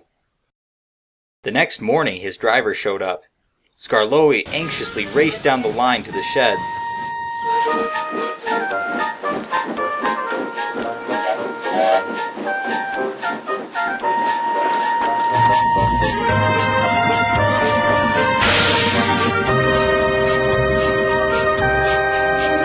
When he arrived, James had just finished helping to unload Rheneas off a flatbed. All the little engines surrounded Rheneas, asking questions about the Tally Lin railway. Skarloey had no room to sneak in by the others, so he sat in the siding behind the sheds, while Rheneas told them tales of the faraway railway. After a long time, the engines left to work. Rheneas was tired from storytelling and wanted to rest. He was also curious to know where his best friend was. Skarloey rolled up. He was so excited to see Rheneas. The two friends chatted and chatted. Rheneas told him about how the twins were, and Skarloey told him about how much he had missed him. Rheneas was flattered. "I guess what matters most is that the little red friends are back together." And Skarloey couldn't agree more.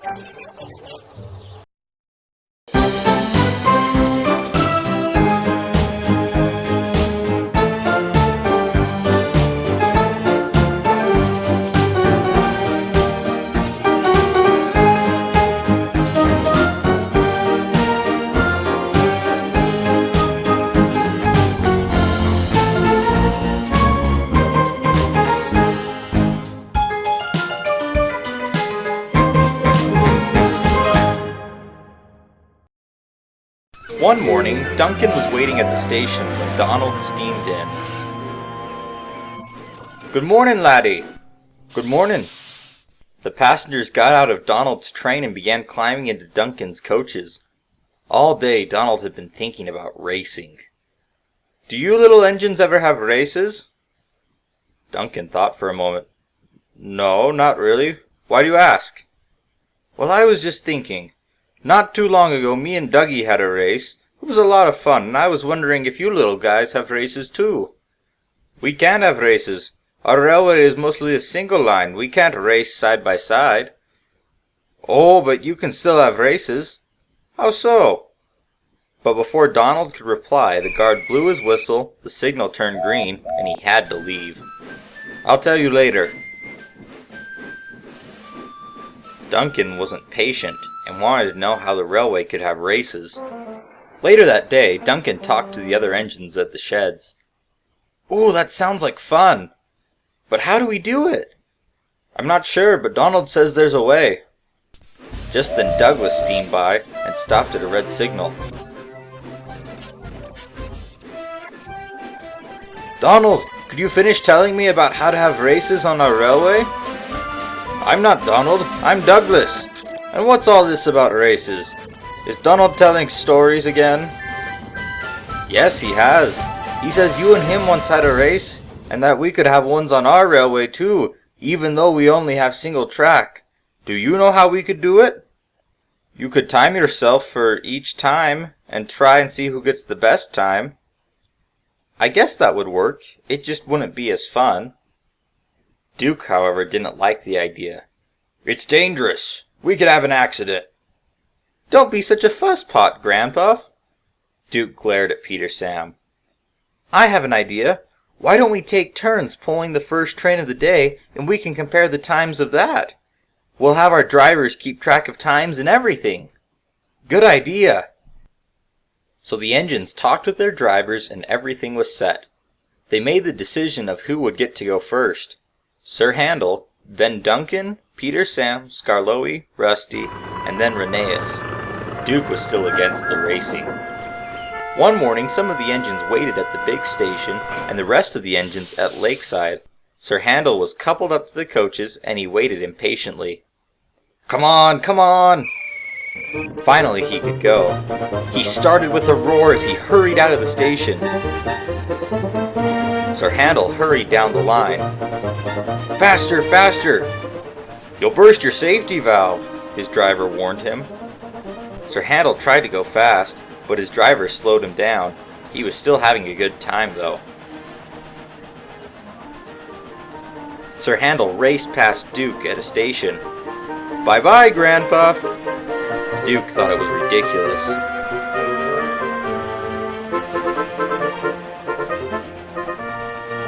Sir Handel soon arrived at the lakeside. The engines cheered for him. "Good job!" The driver recorded Sir Handel's time in a notebook. Sir Handel was worried that he hadn't been able to go as fast as he could have. He was worried that his time might be beaten.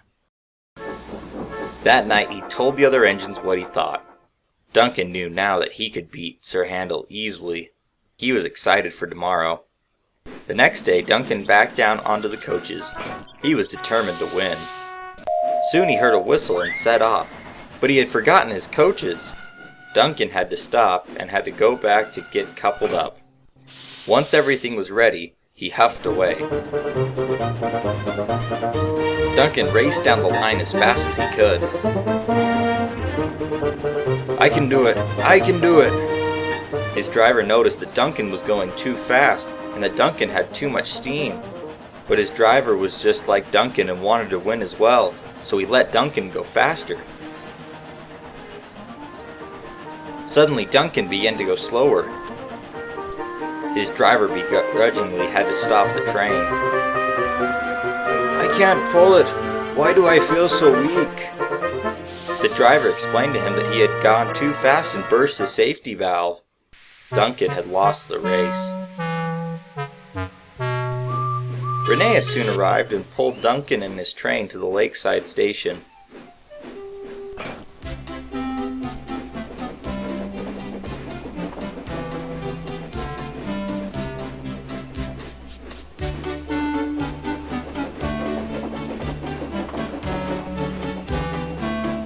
Afterwards, Rheneas pulled Duncan back to the sheds. That night the engines concluded to have no more races. "Finally all of you had gotten back to your senses." The other engines just ignored him. They wished that they could still race, but it was causing too many problems. However, Sir Handel was still happy. "It looks like I'm going to hold the record for the fastest engine for a long time," he told the other engines.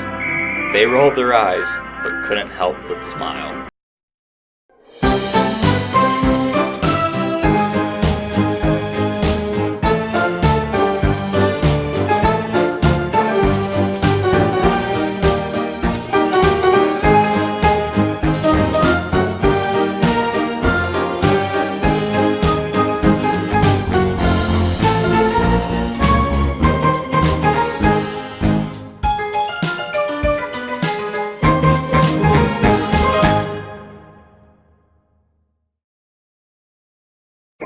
Edward is a very old engine.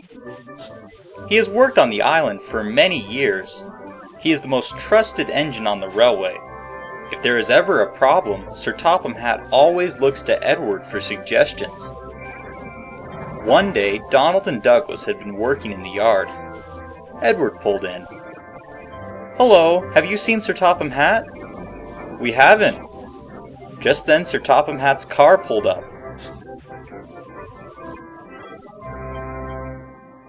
"Edward, Donald and Douglas need to work here for today. I need you to help watch over them." And then Sir Topham Hatt left to go to an important meeting. "All right, let's get to work." Donald bumped the truck. Coal dust went everywhere. Edward was upset. "Be careful! Mind yourself!" Donald huffed. Then he pushed the trucks in line. Edward was cross. Douglas arrived with some flatbeds that needed to be loaded up. However, Douglas pulled the train away too soon, and the crane dropped a crate on the ground. Edward was even more upset. "Look at what you've done now! We can't even use the crane! You twins are causing much trouble!" And Edward huffed away. Donald and Douglas were cross with Edward. Edward had to take a train to the vicarage orchard. Edward saw Trevor and Boko there. "Donald and Douglas are causing so much trouble," Edward complained. "Sounds like you've got twin troubles." "They're probably just doing it to get attention, just like Bill and Ben." Edward thought about that for a moment. "Maybe if I can get them some positive attention to make them work harder, then maybe they'd act better." Edward puffed away. "Let's hope he knows what he's doing."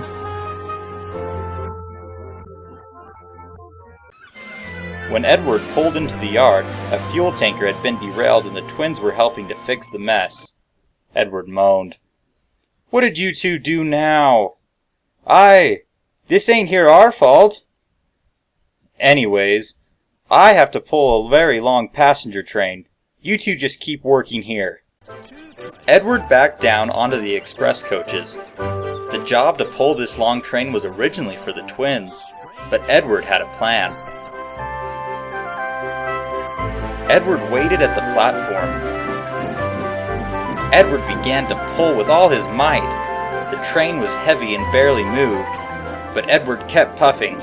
His face was red, his boiler strained, and he was off. Edward puffed down the main line with the long train.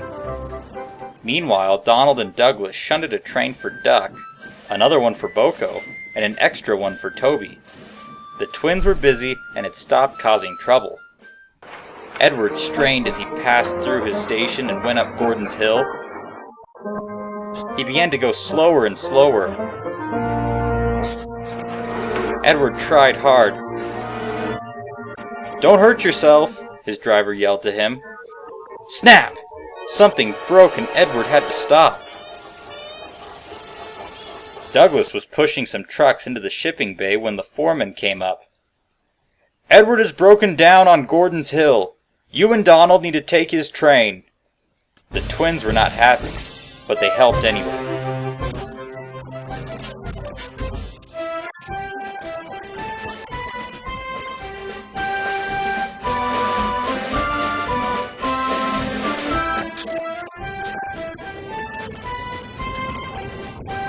They soon arrived at Gordon's Hill. Donald and Douglas were coupled up to the train. Together, without much effort, the twins puffed over the hill. The passengers were very happy. Soon, Donald and Douglas arrived at the narrow gauge terminal. The passengers got out to cheer and thank the twins. Sir Handel and Peter Sam were surprised at what they were seeing. Donald and Douglas felt very proud for coming to the rescue of the passengers. And Edward was pleased that he had done a good job.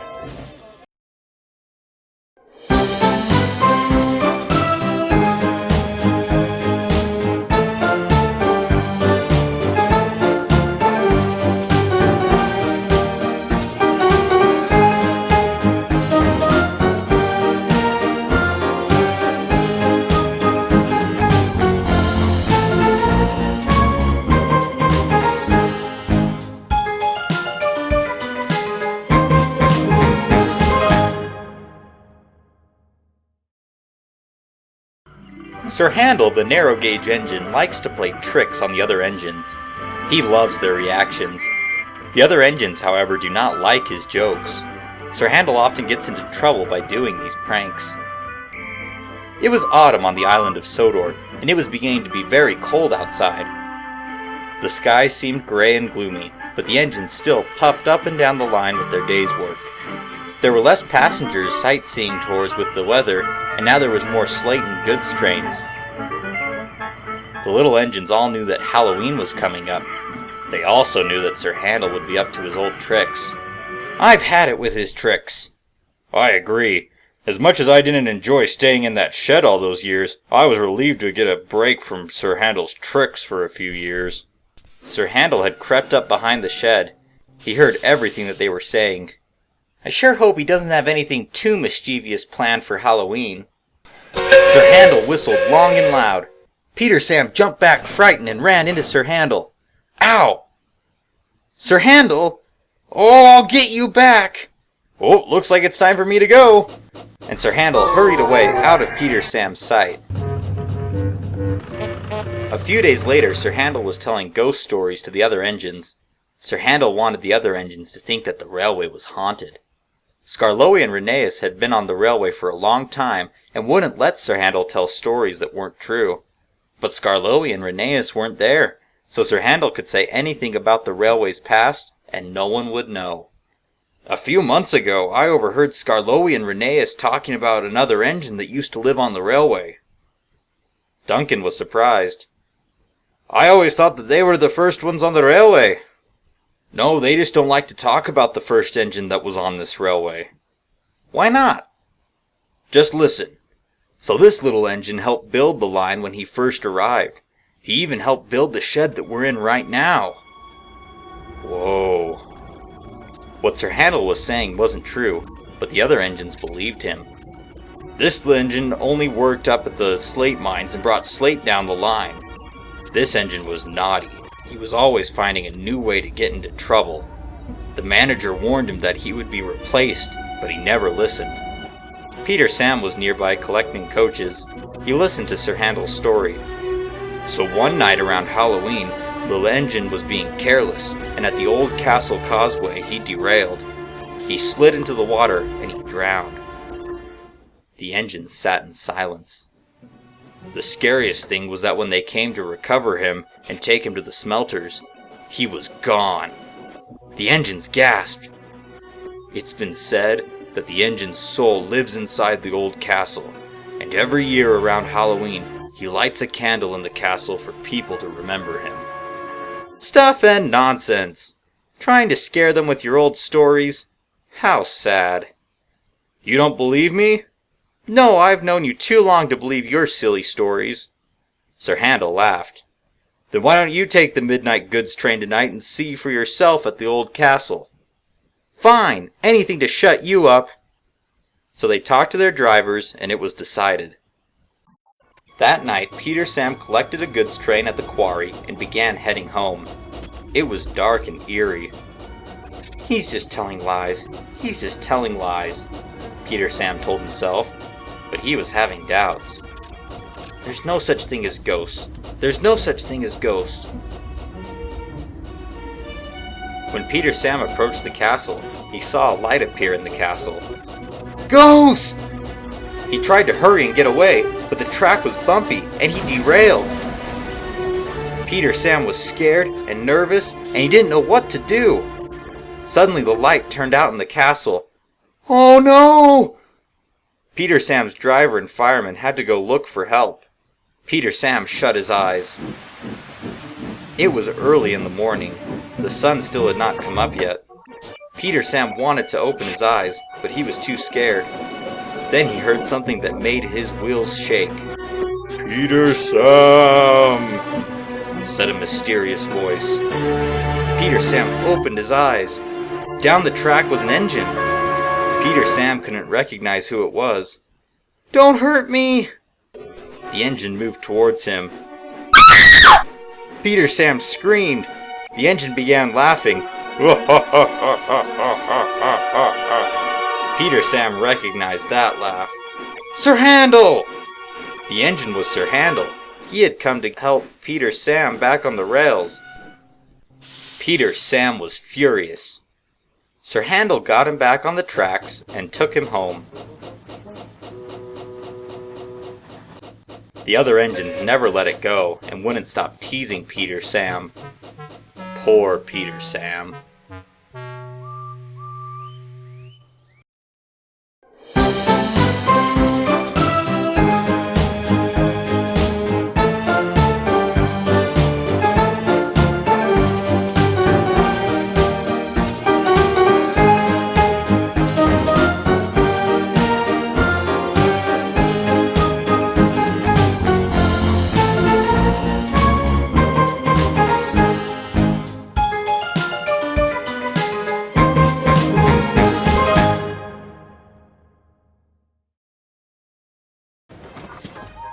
The island of Sodor was a winter wonderland.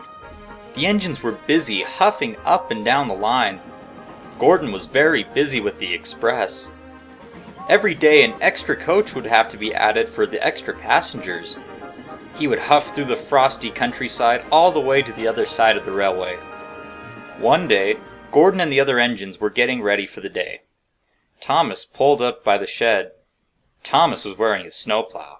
He wasn't very happy. "Stupid nonsense!" The other engines teased Thomas about his snowplow. "The main line is always clear of snow before you have to take your train. Why can't someone else plow my branch line?" Gordon laughed. "Your little line is not important enough. The main line is the only line important enough to be plowed." Thomas was cross. "That's not true. All the lines on the railway are important, whether they be branch line or main line." The other engines agreed. "Well then, how come the main line is always plowed for me?" "Because Henry plows it when he takes the flying kipper." "Either way, snow won't stop me." And Gordon left. Edward was cross. Gordon backed down onto his coaches. He waited as the passengers boarded his coaches. Henry pulled up with a freight train. The snow was sticking today. "Stop whining, Henry. Snow's not a problem for an engine like me." "Says you." And Henry puffed away. At last the guard blew his whistle and Gordon puffed away into the cold, snowy countryside. "Snow's not a problem for an engine with determination."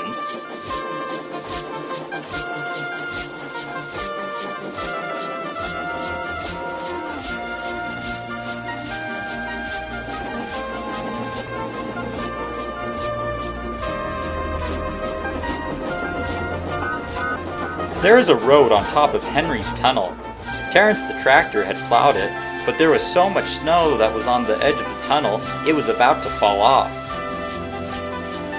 Gordon rushed towards the tunnel. He blew his whistle long and loud. The snow fell off the tunnel right onto Gordon. When they came out of the other end, Gordon stopped.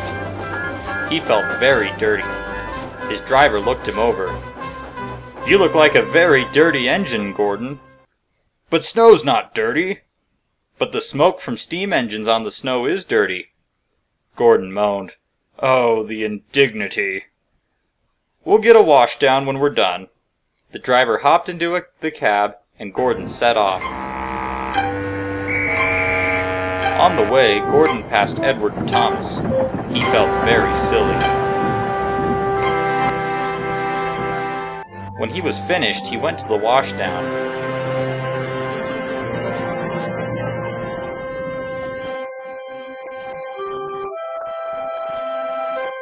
After he was cleaned up, he went to the sheds. That night, Gordon was in the back of the shed as he listened to the other engines talk. Snow is nothing to an engine with determination, especially when you're a big blue engine. Gordon felt silly for being so arrogant.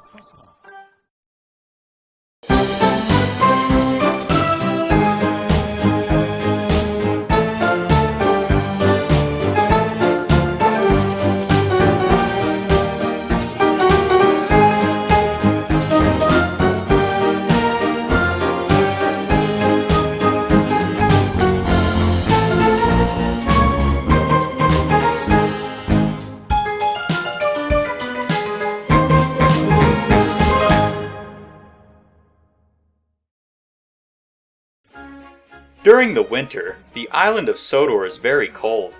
Sometimes the engines deliver lots of coal to the station so they can keep warm during the long freezing nights. One day, Duck pulled into Knapford Station. Duck saw his friend Mrs. Kindly on the platform. "Good morning, ma'am," said Duck to the kind lady. "I'm afraid it's not such a good morning," said Mrs. Kindly. "Why ever not? It's a lovely winter morning and you couldn't be unhappy just before Christmas." Mrs. Kindly sighed. "I just got back from my vacation. I found out my house has been snowed in and I won't have a place to stay tonight." Duck was worried for his friend. The guard blew his whistle and Duck puffed away. "What can I do? What can I do for my friend?" Duck pulled into Wellsworth Station. Toby was waiting there. "Hello, Duck." "Hello, Toby. What's that load that you're taking?" "Oh, I'm taking a calf to the farm to stay the night there. Tomorrow it will be shipped off to the mainland." Toby's signal turned green, and he had to leave. "Sorry, Duck. We'll have to talk later." Duck had an idea, but he knew he had to hurry and finish up his work first. So he left his coaches at the platform and went to the docks. He hurried and shunted there for a little bit and then collected some more coaches to take some visitors to the branch line.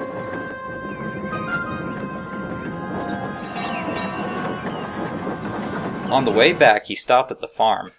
Duck explained to the farmer about Mrs. Kindly's predicament.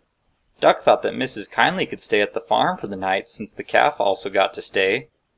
The farmer laughed. "Mrs. Kindly wouldn't like sleeping in a barn. You know what?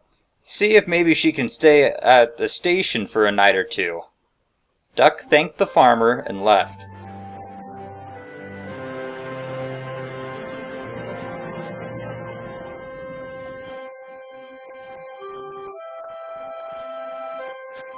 Duck soon arrived at Kirk Ronan Station. Oliver and the station master were there. Duck told them about his concerns with Mrs. Kindly. "I'm afraid I can't help. It's against the railway's policies." Duck sighed. "I'm just worried for her." "It'll be all right." But Duck was still worried for Mrs. Kindly. He left the station and went about his work.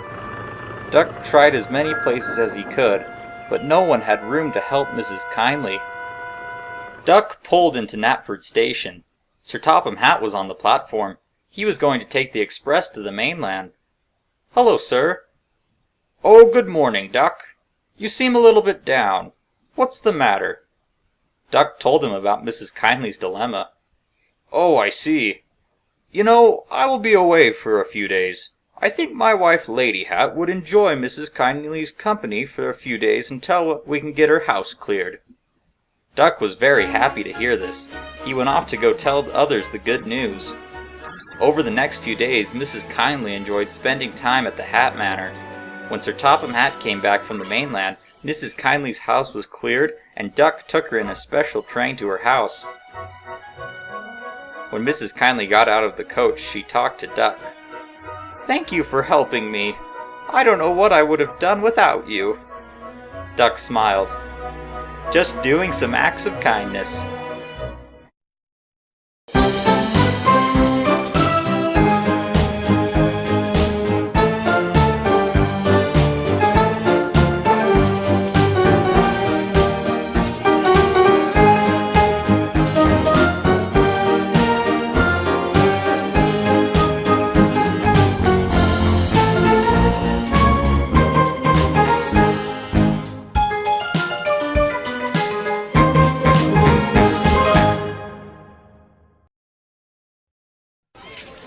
Not too long ago, Toby had made a marvelous discovery.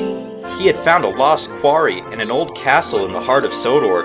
The quarry and the castle were restored and were now wonderful destinations on Sodor. When Toby found the quarry, he also found a little engine who used to run it. The little engine's name was Bertram, the old warrior. Bertram was also restored and now runs the quarry. One cold winter morning, Toby was at the quarry delivering empty trucks. Bertram looked sad. Toby was concerned. "What's wrong?" Bertram sighed. "Christmas is in a few days, and I'm going to be here all alone, with no one around." Toby felt sad for his little friend. Cheer up! I'll figure something out, just you wait and see. And with that, Toby puffed away.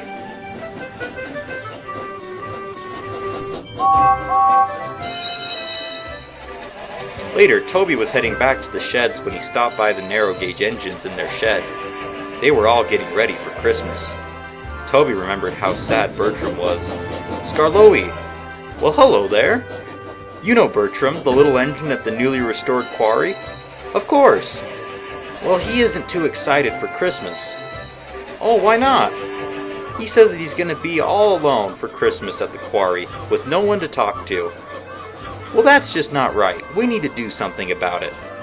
Oh, good. I knew you would agree with me.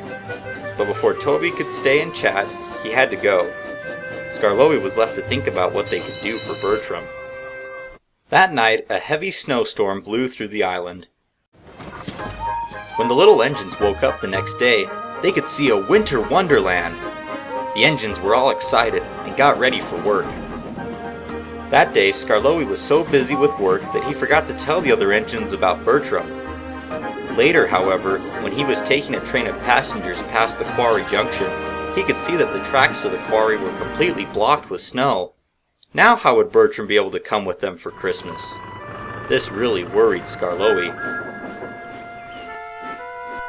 When he got back to the sheds, he told the other engines his concerns. The other engines agreed that something needed to be done. Duke proposed the engines go rescue him and bring him back here before Christmas. All the other engines agreed. So the next day, all the engines got ready and set off to go rescue Bertram.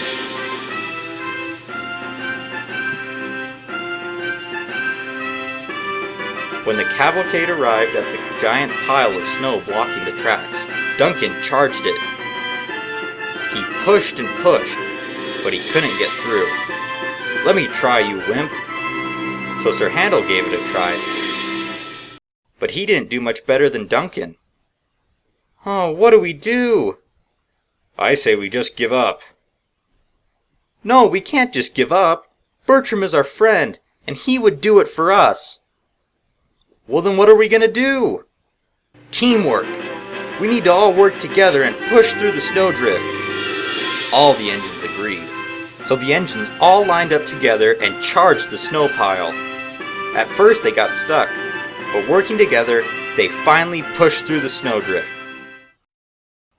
Bertram had been alone for the past 2 days, because no one had come up to see him since he was snowed in.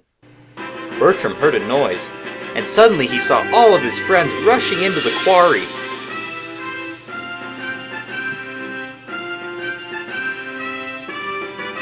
Bertram was so happy to see them. "We came to get you for Christmas!" Bertram beamed from buffer to buffer. He knew that this was going to be a great Christmas.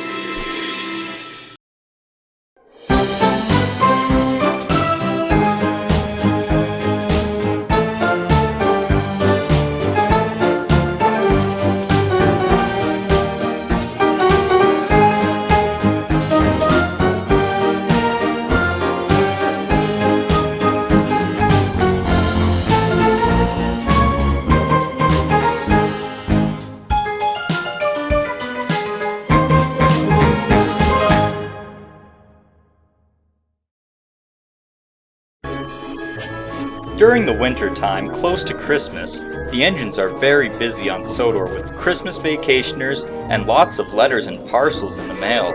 It is a very fun time for all the engines, except for Bill and Ben. Bill and Ben work at the China Clay Works at the end of Edward's branch line. They are normally busy, but the China Clay Works slows down during the winter season. One day, Sir Topham Hatt came to see them. Sir Topham Hatt looked around. It was very quiet. "I see you don't have much work to do here." "Yes, sir." "I need you to help Percy with the mail during the winter holiday season. It's been very busy lately." The twins agreed and set off to the main line. Percy was at Maithwaite Station having his mail coaches filled with parcels when he heard the news from Toby. Percy seemed unhappy. "I don't need more trouble with the mail." And he puffed away. Toby felt sorry for Percy. Later, Percy was pushing the mail coaches into their shed when Bill and Ben pulled up. "Hello, Percy! It looks like we're here to help you!" Percy moaned. He didn't want the twins helping him. "You'll start work tomorrow. I'll show you what to do then." And Percy left.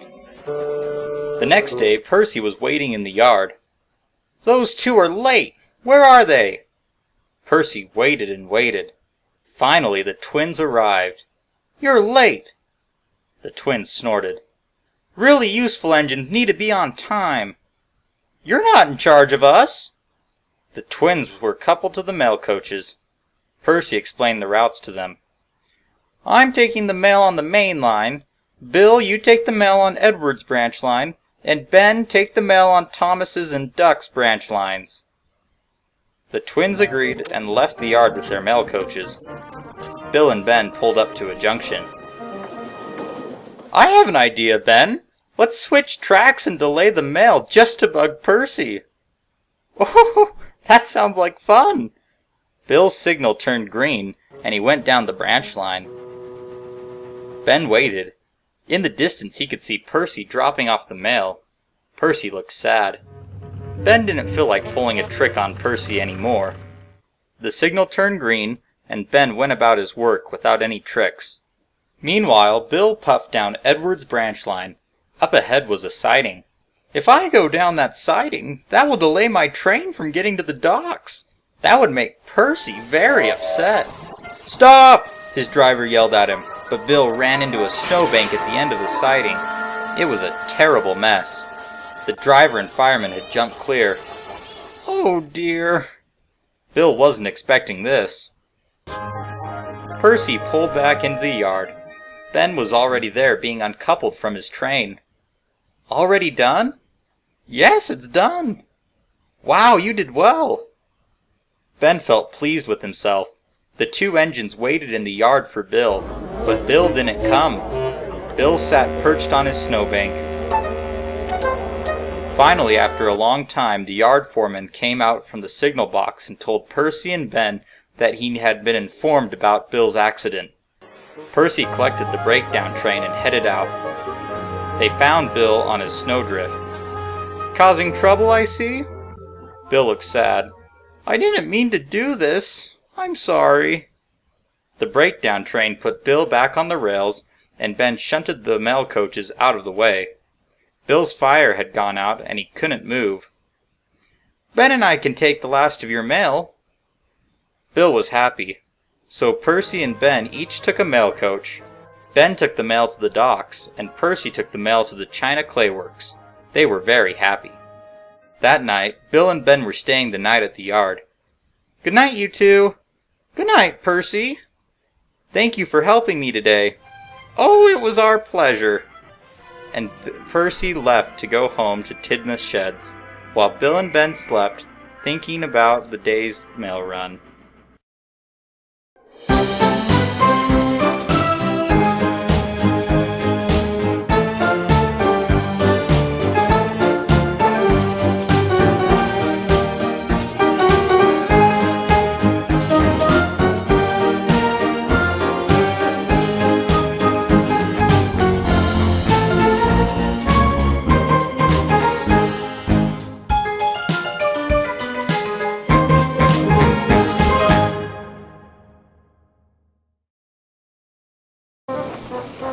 One winter morning, the engines were waiting for the day's work.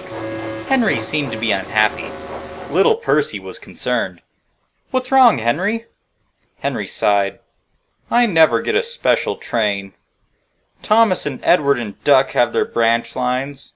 Toby has Henrietta, you have the mail, and Gordon has the express.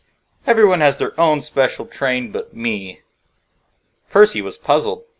"Don't you pull the express too?" "But that's Gordon's special train." "What about those long special freight trains you pull?" "Donald and Douglas pull those too." And Henry puffed away, still feeling down. When Henry pulled into the docks, he began to shunt the trucks in order. Henry pushed a train into the shipping bay for Douglas to take to the main line. Just as Henry was being uncoupled, some cranes unloaded some strange-looking cars. Henry was curious. The dockyard manager walked by Henry. "Sir, why are those strange-looking cars here?" The dockyard manager looked at the cars. "Wait and see." Henry waited. Douglas finally came and took his train. Henry kept waiting. Finally, Sir Topham Hatt drove up. "Henry, the Sodor Winter Carnival is here, and I need you to take the special to Maithwaite Station." Henry was excited. "Yes, sir." Henry backed up to the train. It had a cattle car, a carnival boxcar, trucks filled with supplies, a flatbed with a tent, and a refreshment car. Henry was excited. He puffed out of the docks to deliver his special. As Henry passed by the other engines, they would ooh and ah over his special.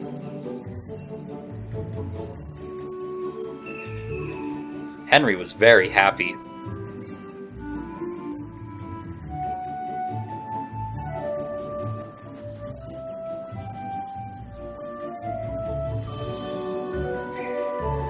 Henry turned down the junction to the branch line.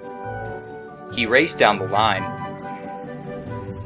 At Elsbridge there is a crossing just before the platform. A lorry was trying to cross, but the lorry was very slow. Suddenly Henry saw the lorry. "Oh no!" He slowed down and stopped just as the lorry left the crossing. Henry was upset. "Be careful! You almost ruined my special delivery!" Henry puffed away. Henry puffed into Maithwaite Station. He dropped off the special train and left. That night, Henry fell asleep thinking about his special delivery. The next day, Henry set off to work. He stopped at Knapford and was coupled to some flatbeds. He watched Gordon pull into the station with the express. Henry was sad. He had no special train today. Henry took the flatbeds down the branch line.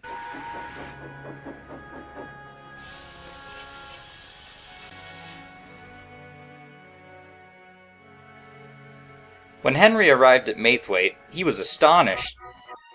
The Sodor Winter Carnival was set up and looked wonderful. You know what? Not having a special train every day makes when having a special even better.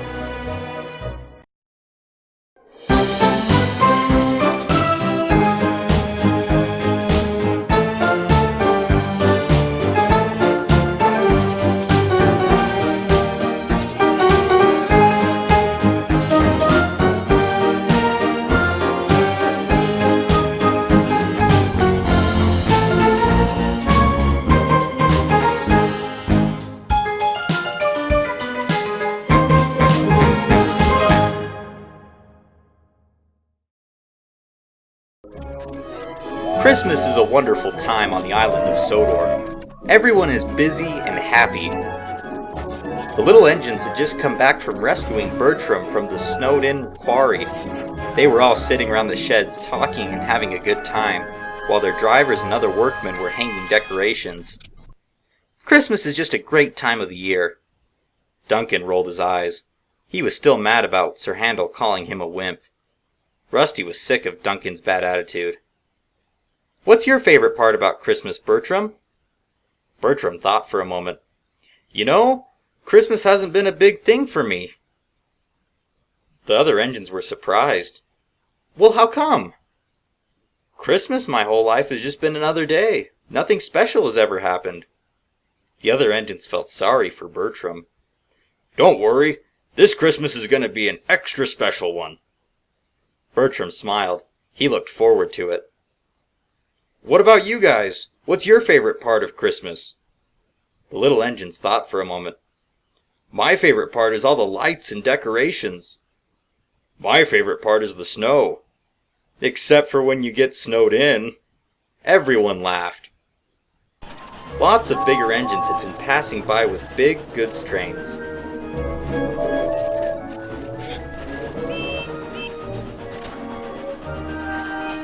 Has anyone else noticed all the engines passing by? They seem to be in a hurry. There's been a lot. I wonder why they're all in such a rush. Maybe they have a party or something that they have to get ready for. Could be. Duncan, you still haven't said what your favorite part of Christmas is. Duncan muttered under his breath to himself. The presents. What? I can't hear you. Duncan spoke up. The presents. Yes, presents. I like those too. Speaking of presents, I hear Sir Topham Hatt has a big one for us this year. Says who? Rusty and I overheard our drivers talking, and they said that Sir Topham Hatt has something extra special for us for Christmas. All the engines were very excited. For the rest of the night, all the engines chatted about Christmas. They stayed up all night, restless like all the children on Sodor, who were excited for Christmas and couldn't sleep. However, the engines did fall asleep for a short while, and when they woke up it was morning. The engines were all excited to open presents, but before anyone could do anything, a lorry drove up. The engines wondered who it could be. The refreshment lady popped out of the lorry. She looked worried. She ran up. "What's wrong, ma'am?" "Oh dear, I made my usual Christmas goodies for everyone. I mailed them off, but this morning I woke up to find them all back on my doorstep." All the engines felt sorry for the refreshment lady. "Can we help?" "Yes, that's what I came here for."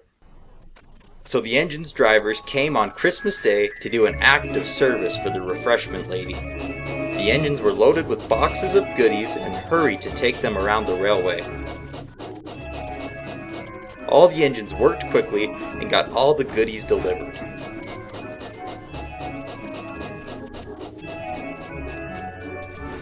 When Sir Handel got back, he could see that Duncan was still sad. Sir Handel knew that it was his fault. "I'm sorry, Duncan, for calling you a wimp." This made Duncan feel much better. Apology accepted. Soon after all the engines were back at the sheds, they were going to open the presents. Just then they heard a familiar beep beep. It was Thomas with Sir Topham Hatt. Sir Topham Hatt climbed out of the coaches. "Where's the presents?" "Just wait. I need to ask you a question. Did you enjoy helping the refreshment lady?" The engines all agreed it was fun to help a friend out. "Good. I want you to know that I told her not to mail her goodies this year. Instead, I wanted to have you engines help out on Christmas Day." "Why would you do that, sir?" "Simple. My special gift this year was the gift of service. I hope you all can see that how great of a gift it was. Now I would stay and chat more, but sadly I need to go, or else I might be late to my own Christmas party, and that would never do." And with that, Sir Topham Hatt and Thomas left. The little engines looked at the presents under the tree. Sir Topham Hatt was right. Giving was much better than receiving.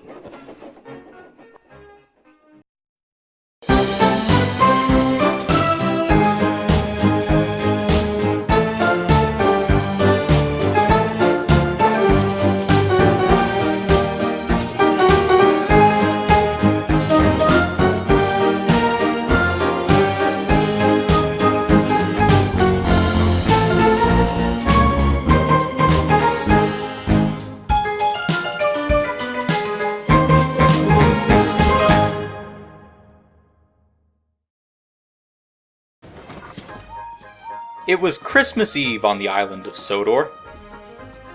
The engines were busy with last-minute goods, parcels, and passengers. Sir Topham Hatt called all the engines to Tidmouth sheds with special news. All of the engines were very excited. James pulled up with Sir Topham Hatt. Sir Topham Hatt climbed down onto the turntable so all the engines could see him. "Good afternoon. I know you are very busy, but I have had a great surprise for you. Tomorrow is Christmas. We will be having a special Christmas party. I am giving you all jobs for this, because it will be a big party. I want Boko, James, Donald, Bill, and Oliver to pick up decorations at Kirk Ronan, the Docks, Wellsworth, Elsbridge, and Farquhar, and take them to Knapford to be set up. The engines chattered excitedly.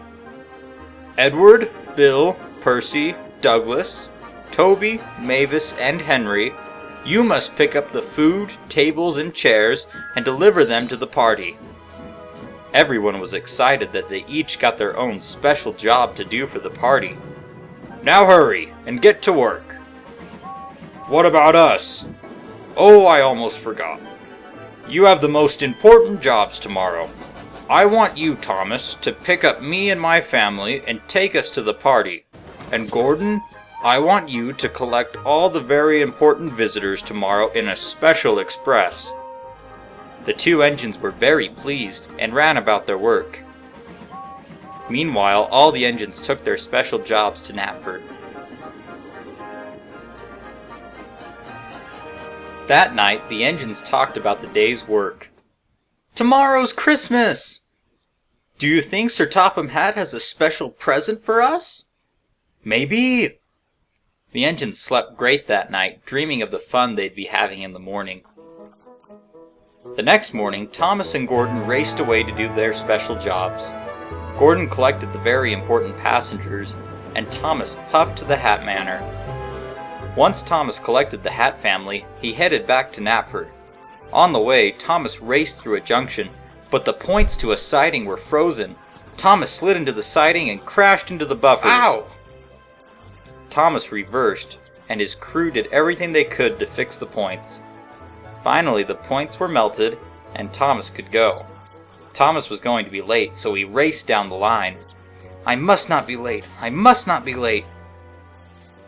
Suddenly, Thomas noticed a big snowdrift on the tracks. Oh no! Thomas couldn't stop, and he ran into the snowdrift. Thomas was stuck. His crew tried to set him free, but it was no use. The Hat family watched. They looked very sad. Thomas could see that they were sad. He didn't want to disappoint them. I'll push through it. Meanwhile, all the engines were waiting at Knapford. The party was supposed to start, but the Hat family wasn't there. Everyone was worried. Gordon's important passengers were becoming impatient. Suddenly they heard a familiar peep peep, and Thomas puffed into Knapford with the Hat family. Thomas was very tired. Sir Topham Hatt and his family came out and he welcomed everyone to the party. There was games and food, even presents. The engines had lots of fun. Santa Claus even showed up and heralded the helicopter. Everyone was very happy. We wish you a Merry Christmas, we wish you a Merry Christmas, we wish you a Merry Christmas and a Happy New Year. Hello, I'm Duke. If you enjoyed this video, click the subscribe button to subscribe for more Thomas and Friends videos. You can also check out more videos on our YouTube channel by clicking the Visit Channel button. If you want to learn more about the up-and-coming latest adventures from Sodor, and to find out about the latest updates, then click the News Blog button. You can also check out the Google Plus and our Facebook page by clicking a link in the description. We hope to see you again soon. Come back often for more videos.